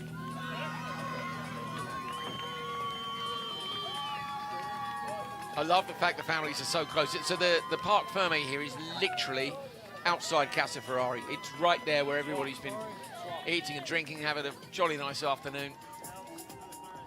There's Tim Dweet. Good job by Tim to take the win. His first win of the year. I think he needs to pull his communications cable out. He does, yeah. And the Hans device as well. So the comms cable caught. They're not the easiest things to get out of these cars at the best of times when you've got cables strangling you as well. It's it's not super easy to do. Look at that in the background. Stunning Ferraris parked everywhere. People are taking them on test drives around the hills here. Very happy. Good job, Tim. The Senna livery on the car, getting the inspiration he needed to take the big W here. Nina Jade is with Blake Rosser. Let's find out about that last corner move. Blake, you gave us a show-stopping finish. You came from so far behind. Talk us through that. Well, after the restart, I was just kind of prepping my tires. I lost to Charlie on the restart in Coda, and I said, I'm just going to preserve my tires. Let's see if he did a good job, too, because by him running out front, I got held up by Chuck Whittle, almost had a couple collections. He was all over the place. Ultimately, he just couldn't keep it on the track. I got by him, and then I started, Charlie was so gone, but then after the yellow, I said, hey, I got a shot, and I noticed I started catching him, and he started sliding a little bit in 6. I got good runs up in the corkscrew. When I was right on his butt going into 9, took the inside of 9, I thought, okay, maybe I have a chance now. And he went wide in 10. You know, I got to run on the outside. And then he tried to close the door. I had to go into the dirt. And still, I would hit the wall if it wasn't, but came through and it was awesome. Oh, sorry about that. Thanks. Have some water. But yeah, what a race. I mean, I hate to have any kind of contact with someone as nice as Charlie, but hey, it's racing, man. And, he should have gave me a room. I was the inside. He knew I was coming. So he just closed the door, but still, at least I got through there. I think preserving your tyres was very much the key today because you were really strong at the end of that race. How do you carry this momentum tomorrow, Blake? Well, I want to get faster on the pole, but he's pretty quick. He's got the track nailed when it comes to the speed of the pole. But we'll see tomorrow. This gives me a lot of motivation, a lot of excitement. Well, congratulations. Enjoy this win. Everybody in San Diego watching. Yeah! That's brilliant. Blake Ross, so stoked. He's thrown up the horns. That's why he's stoked. That was the move in the final corner where the wing mirror goes tumbling off into the dirt on the outside. But Rosser passed him in after the win. He says, yeah, I was there. They shouldn't give me room. So, yeah, they'll have to look at a number of different things. How far back was he? Was he alongside? Did he go track limits? Was the door closed? And that'll be tricky. But he's over the moon with it. And I think you'll keep it. I think you'll keep it personally. That's my thoughts. So yeah, Rosser we want to it. see racing. We want to see action. Well, he loved it, didn't he? Yeah, He said, I love Charlie. He's a really awesome. nice guy, but it's racing. I kind of get it. Yeah, it was great to watch. It was great to watch. He had 3 wins at the start of the year, both in Sebring, and both at Thermal and 1 in Sebring, and returns to the top step of the podium here after being P2 twice in Kota to Charlie Menard. So great fight between those two lining up for the rest of the season. Rosser with the win from Menard. Parker with a double pass up at the corkscrew. Amazing. Then Carroll, Orsini, Dayton and Flory. Flory, after a spin earlier on, doing a great job to come back. Tim Dweet wins Copper Shell Am from Melissa Kozira and Fabian Sperman. Fantastic. Only half a second between Dweet and Kozira. And then it's Garrett, Roberts, Vartugi and Joel Rose. Then Hummel, Corley, Kiel, Chu, Gomez down to P19. A lot of cars in these ones. Kroos, Passato, and then you can see most of these are DNFs now. Patel, Nürnberg, Befella, Czech, Whittle, Owens, and Borgio. Lots of action going on throughout the race, including Mike Luley right at the start of the race, unfortunately. Nina Jade is with Tim Dweet. Tim, your first ever race win with Ferrari Challenge North America, and it's got to feel good. You really held off Melissa Kozira at the end there. It felt great. It was so exciting. It was, she's so fast. She keeps constantly pushing, so I had to keep on going. It was wonderful. Really excited to be here. Really excited to win, get this first one going, and now hopefully we have a few more going. One more tomorrow. I was going to say, can you do it again tomorrow, Tim? That's the plan. That's the plan. We're going to give it everything we got. Well, we know you've got Senna on your car. I'm sure he'd be very proud today. Yes, yes. Go Ayrton. Congratulations. Thank you so much. Great stuff. Quick drink. I think I need a cup of tea after that. My voice was going towards the end, and that was a lot of it. I loved Laguna Seca last year, but the action wasn't brilliant last year. There was not much overtaken, and this year it's been absolutely bonkers. It's been as much of a roller coaster as the track is. Yeah, and drivers really been on it, and you can see the confidence on this track they have now. It's great, isn't it? Absolutely fantastic. Testament to their coaches and the whole Ferrari driver program to see them all going so quickly and so cleanly. Blake Rosser, your championship leader with a 49-point gap, but Parker, Luke and Whittle equal on points in P2. Andrew Parker up 3 positions, and he went up a couple of positions in the corkscrew with those brilliant passes. Kevin Orsini drops down 1, but he's only 2 points off those guys in the fight for second place. So, there's hope yet for Lightning McQueen. Michael Owens drops down a few. Lewis Flory up 1 despite the problems at the start of the race. And then Charlie Menard. And you can see again in this category the gap between P2 and P7 is very small indeed. Then Ryan Dayton down in P8. Here are the other drivers who've scored points in the championship. You haven't seen Gary Ott for a couple of races, or certainly not. Was he at the last one? No, he wasn't in Kota either. So Gary with a brilliant start to the season, but haven't seen him since then. Borgio, Rose, Evans, Carroll, Moss, etc.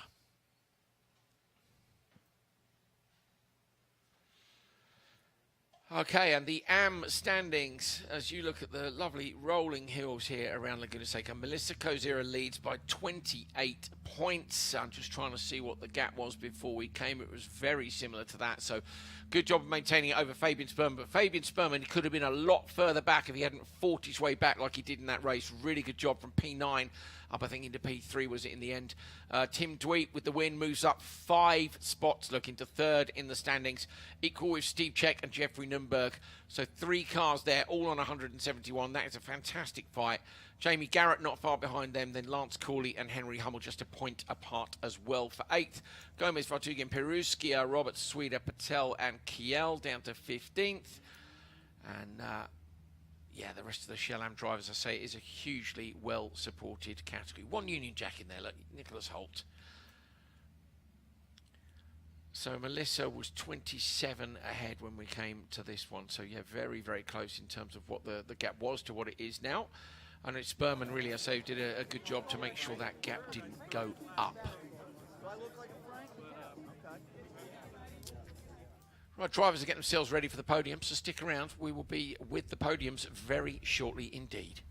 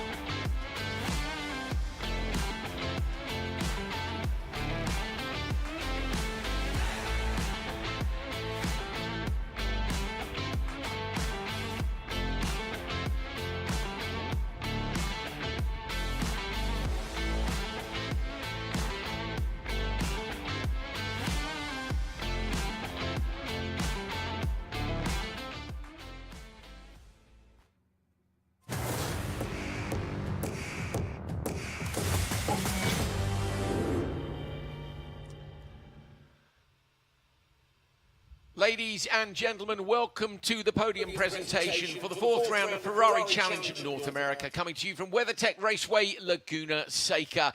Delighted to have you here with us today, and we're ready to bring out our first podium of the day. So let's start with the presentation for the 296 Ferrari Challenge Trofeo Pirelli class. Give it up, please, in 3rd place for Brad Falvra. In P2, we have George Grinzovich III.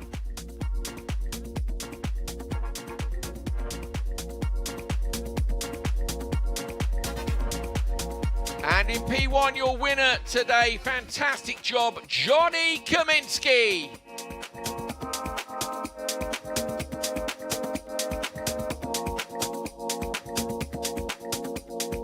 Please now remove your hats for the winner's national anthem.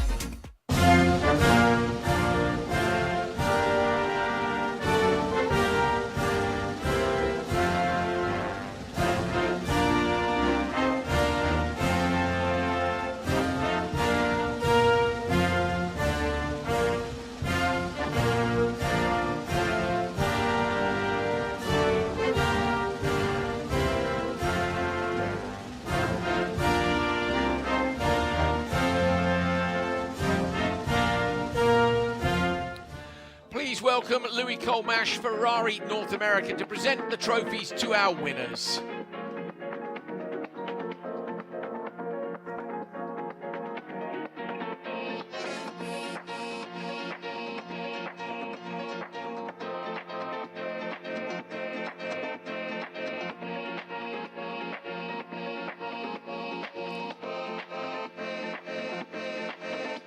We also invite Lucio Vagani, Pirelli Motorsport Manager from our partners at Pirelli, to present the Pirelli Award to our winner, Johnny Kaminsky.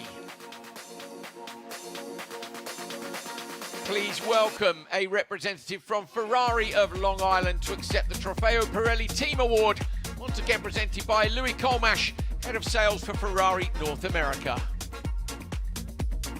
Congratulations everyone today. Get those trophies held up high for the photos, please.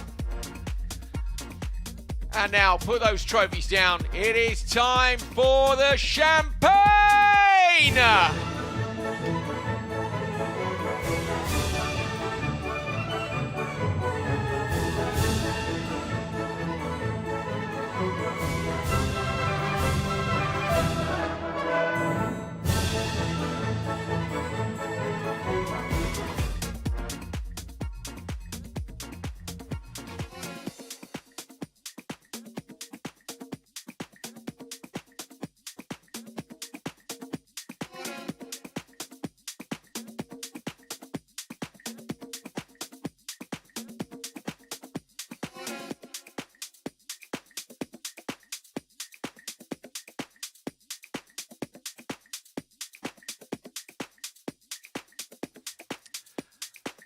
Next up then, let's get our podium out for the 296 Ferrari Challenge Trofeo Pirelli AM class. In third place, fighting back from P10 on the grid, Mitchell Green.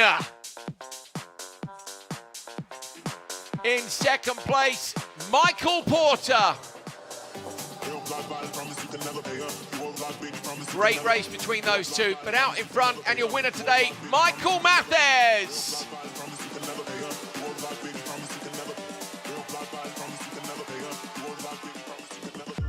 Please now remove your hats for the winner's national anthem.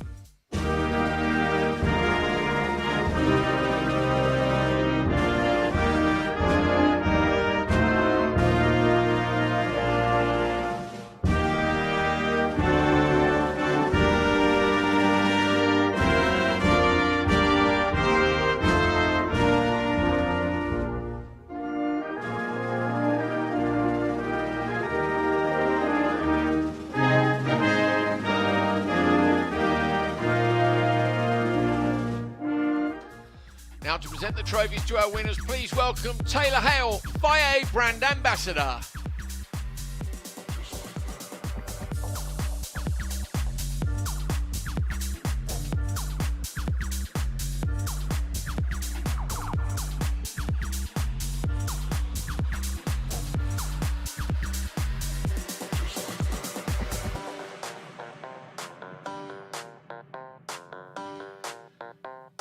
We also invite Lucio Vagani, Pirelli Motorsport Manager from our partners at Pirelli, to present the Pirelli Award to our winner, Michael Mathers.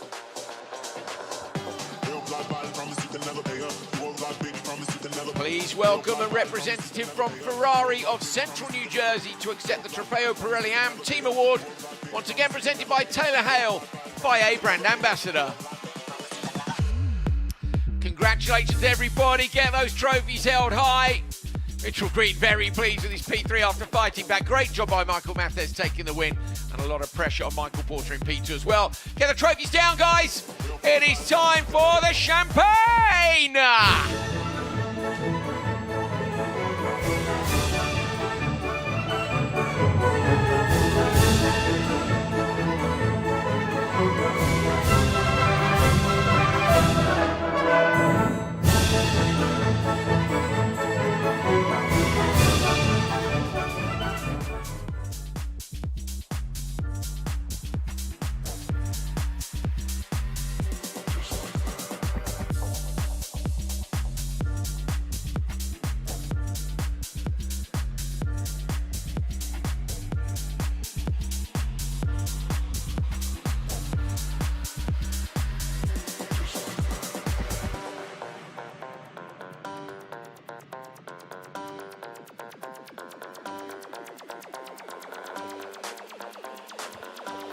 Next up, we will invite to the podium for the 296 Ferrari Challenge Copper Shell to come up and join us. So in P3, with a couple of brilliant passes up at the corkscrew, Andrew Parker.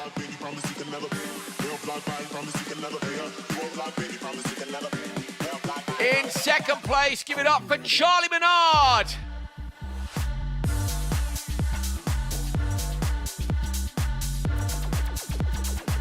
And your winner today with a move in the last corner, Blake Rosser.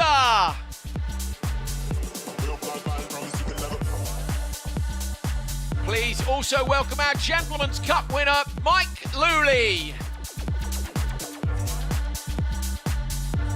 And now please let's remove our hats for the winner's national anthem.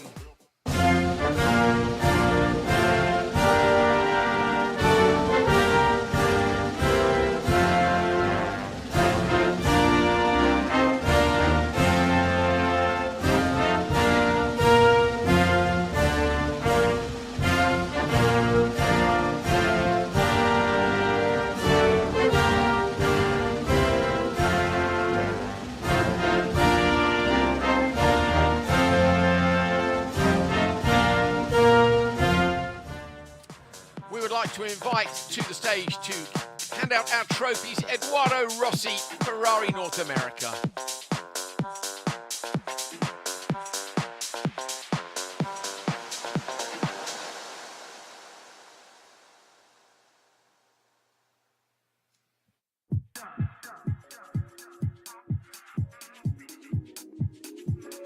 Great racing this afternoon throughout our categories. There is a Gentleman's Cup to Mike Luley. Now please welcome a representative from Ferrari of San Diego to accept the Copper Shell Team Award, once again presented by Eduardo Rossi, Ferrari North America.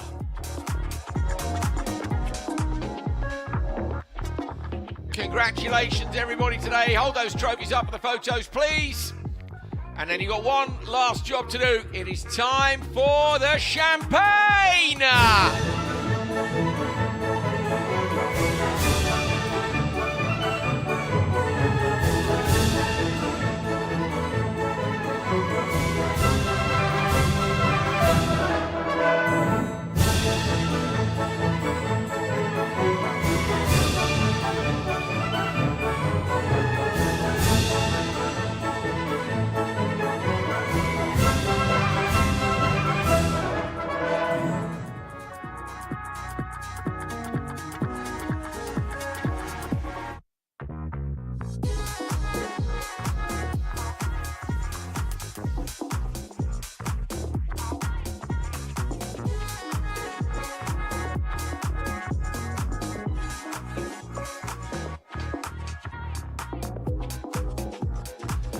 All right, folks, final podium of the day for day one here at Laguna Seca for the 296 Challenge Copper Shell Am Awards. In third place, another driver with a great fight back, Fabian Sperman. In second place, give it up for Melissa Kozira.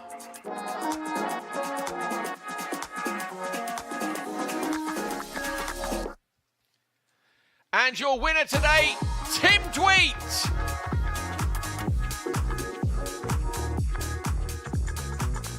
Another round of applause, please, for the Ladies' Cup winner already on stage, Melissa Kozira. And please welcome to the podium our Gentleman's Cup winner, Lance Corley.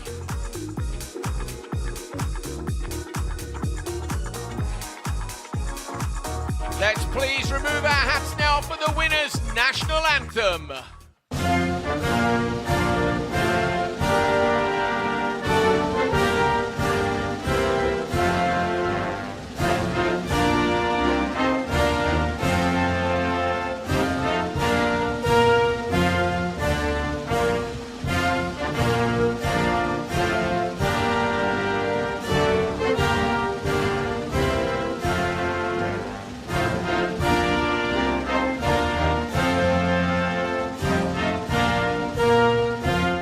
Present the trophies to our winners. Please welcome to the stage Michael Giglio, Ferrari Financial Services.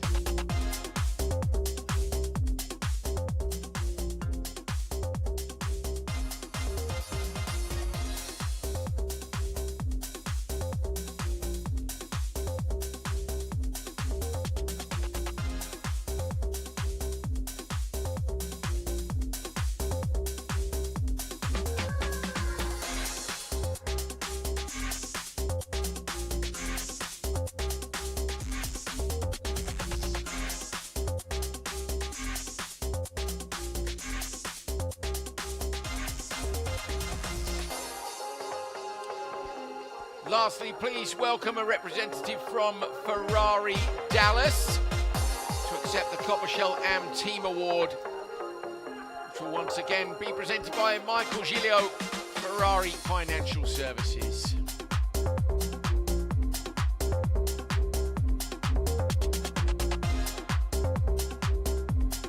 Congratulations to everybody today. Hold those trophies up high, please, for the crowd and for the pictures. And then one last time for today, before we do this all again tomorrow, it is time for the champagne!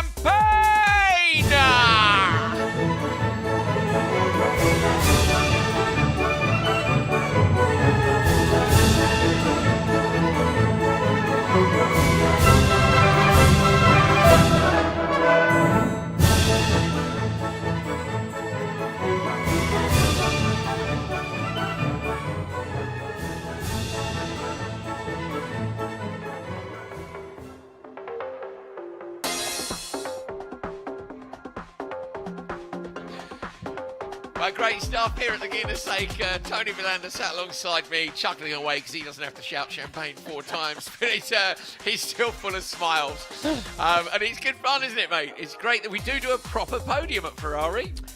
Yeah, good celebrations. Time to enjoy just a little bit, and then the focus again turns into tomorrow. What the teams and the drivers learned about today, a small debriefing about the car in the race and so on. Great action. A little bit of struggles over the 4 categories in qualifying. Smaller caps than we're used to see. Our top star, Johnny Kaminsky, not with his solid performance. Other drivers were closer than they normally are. Great overtaking in Coppa Shell into corkscrew. We're always waiting that to happen. Just a good day of racing in general. Yeah, I think we can look forward to more of the same tomorrow. I'm keen to see whether any of the categories see what happened with the passes up at the top of the hill. You know, maybe the Pirelli guys will liven themselves up and get stuck up into the corkscrew. But meanwhile, our championship leader for Copper Shell and Melissa Kozira is down in the winner's enclosure, or in front of the podium maybe, with Nina Jade Paul. Yes, I am with Melissa Kozira. Melissa, you finished P2 today. It looked like you genuinely had the raw pace. Were you playing the championship game a little bit, thinking about the championship before making any moves? 100%. It's all about the end game. You know, we can take P1 today and make a mistake and then, lose the championship. So the points were more important. Well, you got a great haul of points. You extended your championship lead. What's the mindset for tomorrow now? Same thing. Do it all over again. Hopefully P1 tomorrow, though. Hopefully get pole in the morning? I would love that. Well, look, we've got your trophies, you've got your champagne. Go and enjoy yourself, and we will see you tomorrow. Thank you so much. Thanks for talking with us. Melissa's stoked, isn't she? And as she said, the championship's more important. She has a big lead. Well, if you only have a lead of 4 or 5 points, you maybe take the risk for the extra Having points. a look. When you've got a bigger lead, I think you have to take the sensible approach. Yeah, I think Team Dwight was ready. He was waiting her to make a move on the opening lap. She's very strong under braking, and she has done it several times this season. Maybe I had a little chat with Tim saying that. Close the door in the first 4 corners. Yeah, sure, yeah. So good fight, fair fight between these drivers, and the championship is very important. The points are made in the way that if you do a DNF, it's very costly, but even P5 can be very decisive for championship. So always try to bring the car home and then see where you're at when you go to a final weekend, for example, and see where you're at in the points. Absolutely. There's where we saw those fantastic passes from Parker. Do you think anyone from Pirelli... The thing is, Pirelli, I guess maybe the speed differential is not enough to make those passes, but I don't know. You're not supposed to pass it, and we see tons of it today. Yeah, the momentum starts from the previous corner, so before you start going up the hill, it's turn 6 is the key. If you need to carry a little bit more speed, or you need to be a little bit earlier on throttle, and maybe risk it a bit more, and when cars are running the similar speed and the lap times are similar, it becomes more difficult. Maybe in Coppa Shell there are some differences that sometimes drivers are struggling a bit in the exit of 6, so you have a way better run through that corner, and that gives you the opportunity to overtake, to corkscrew, and I think there were at least we saw two drivers, was Fabian Sperman and Parker as well, overtaking there. So the momentum starts from the previous corner, and in Pirelli the level, as we can say, is a bit higher, and the gaps between the drivers are a little bit more tight. So the overtaking is a bit more harder. Well, we'll see tomorrow. Certainly, what everybody's learned from today. I think also maybe, what is that? Is that like a really your cool tent? It's where you're staying. Your Airbnb. So we've got, I think it was Michael Porter, I think we've heard has been grabbed by Nina J. Paul, who's P2 today in Trofeo Pirelli Am. Yes, I've grabbed our P2 man, Michael Porter. Michael, really strong race from you. What were your thoughts? It was tough. It was an intense race. It felt a little longer than 30 minutes. And Mitchell came up behind me, and we had quite a battle there for the last 5 or 10 minutes of the race, and it was great. You're not the first person to say that. I spoke with Melissa Kozira, and she said the race felt like an hour and a half. Yeah, when Tyler told me 15 minutes, I'm like, yeah, that can't be right. Okay, so what are your thoughts ahead for tomorrow? What have you learned today that you can take forward? More the same. Our group's really close. It was between first and eighth. It was only a couple tenths, so it's all about qualifying. It's very hard to pass out here, so we just got to go out and put together a perfect lap tomorrow morning. Well, congratulations on P2 today. Thank you. Yep. Thank you very much. Yeah, really happy with P2, and I can understand that. He's kind of got, is that like an AC/DC logo on the back? Is it maybe it's like, rocker? Going to go for it later on. There is a brilliant look off the boom camera. That's the run into turn one. Fantastic. And that is Fabian Sperman's family. That's his brother next to him, who I met this morning in hospitality. Very nice guy. And the family in the background, they will really have enjoyed him scrapping his way up from P9 to P3. And Fabian was look, they're all singing. Yeah, was Brilliant. on it. I saw him on Friday at the credentials before coming to the racetrack, and he said, yeah, I've been having a good speed, good run, but I need to survive the first lap in the races. Today's qualifying, not perfect, but very, very good execution in the race. So he and his crew are really happy. I love this. Nina Jade live running down the road to catch up with Fabian Sperman. Nina Jade, we've already got you, Nina Jade. You've been running. Yeah, go for it. Yeah, I interrupted Fabian there. We could just walk and talk. But good, strong race from you today, Fabian. How was it from your perspective? Yeah, it was a tough race. It's a very nice track, but there is no much space to pass the other drivers, and I was lucky to do my job and end up from 9 to 3rd. It was a nice fight with some of the drivers, but it was really good. I enjoy a lot. Well, congratulations and good luck for tomorrow. Thank you. Great stuff from Fabian Sperman. Absolutely over the moon with his result, and rightly so after battling back from further back in the pack. Wonderful stuff then. Brilliant first day here at Laguna Seca. There is the incredible corkscrew at this brilliant roller coaster of a track. My thanks to Nina J. Paul running around the paddock getting the interviews for us. Tony Verlander alongside me. My name's Andrew Coley. What a great day's racing. We are going to do this all again tomorrow. So we'll see you in the morning for more from Ferrari Challenge North America.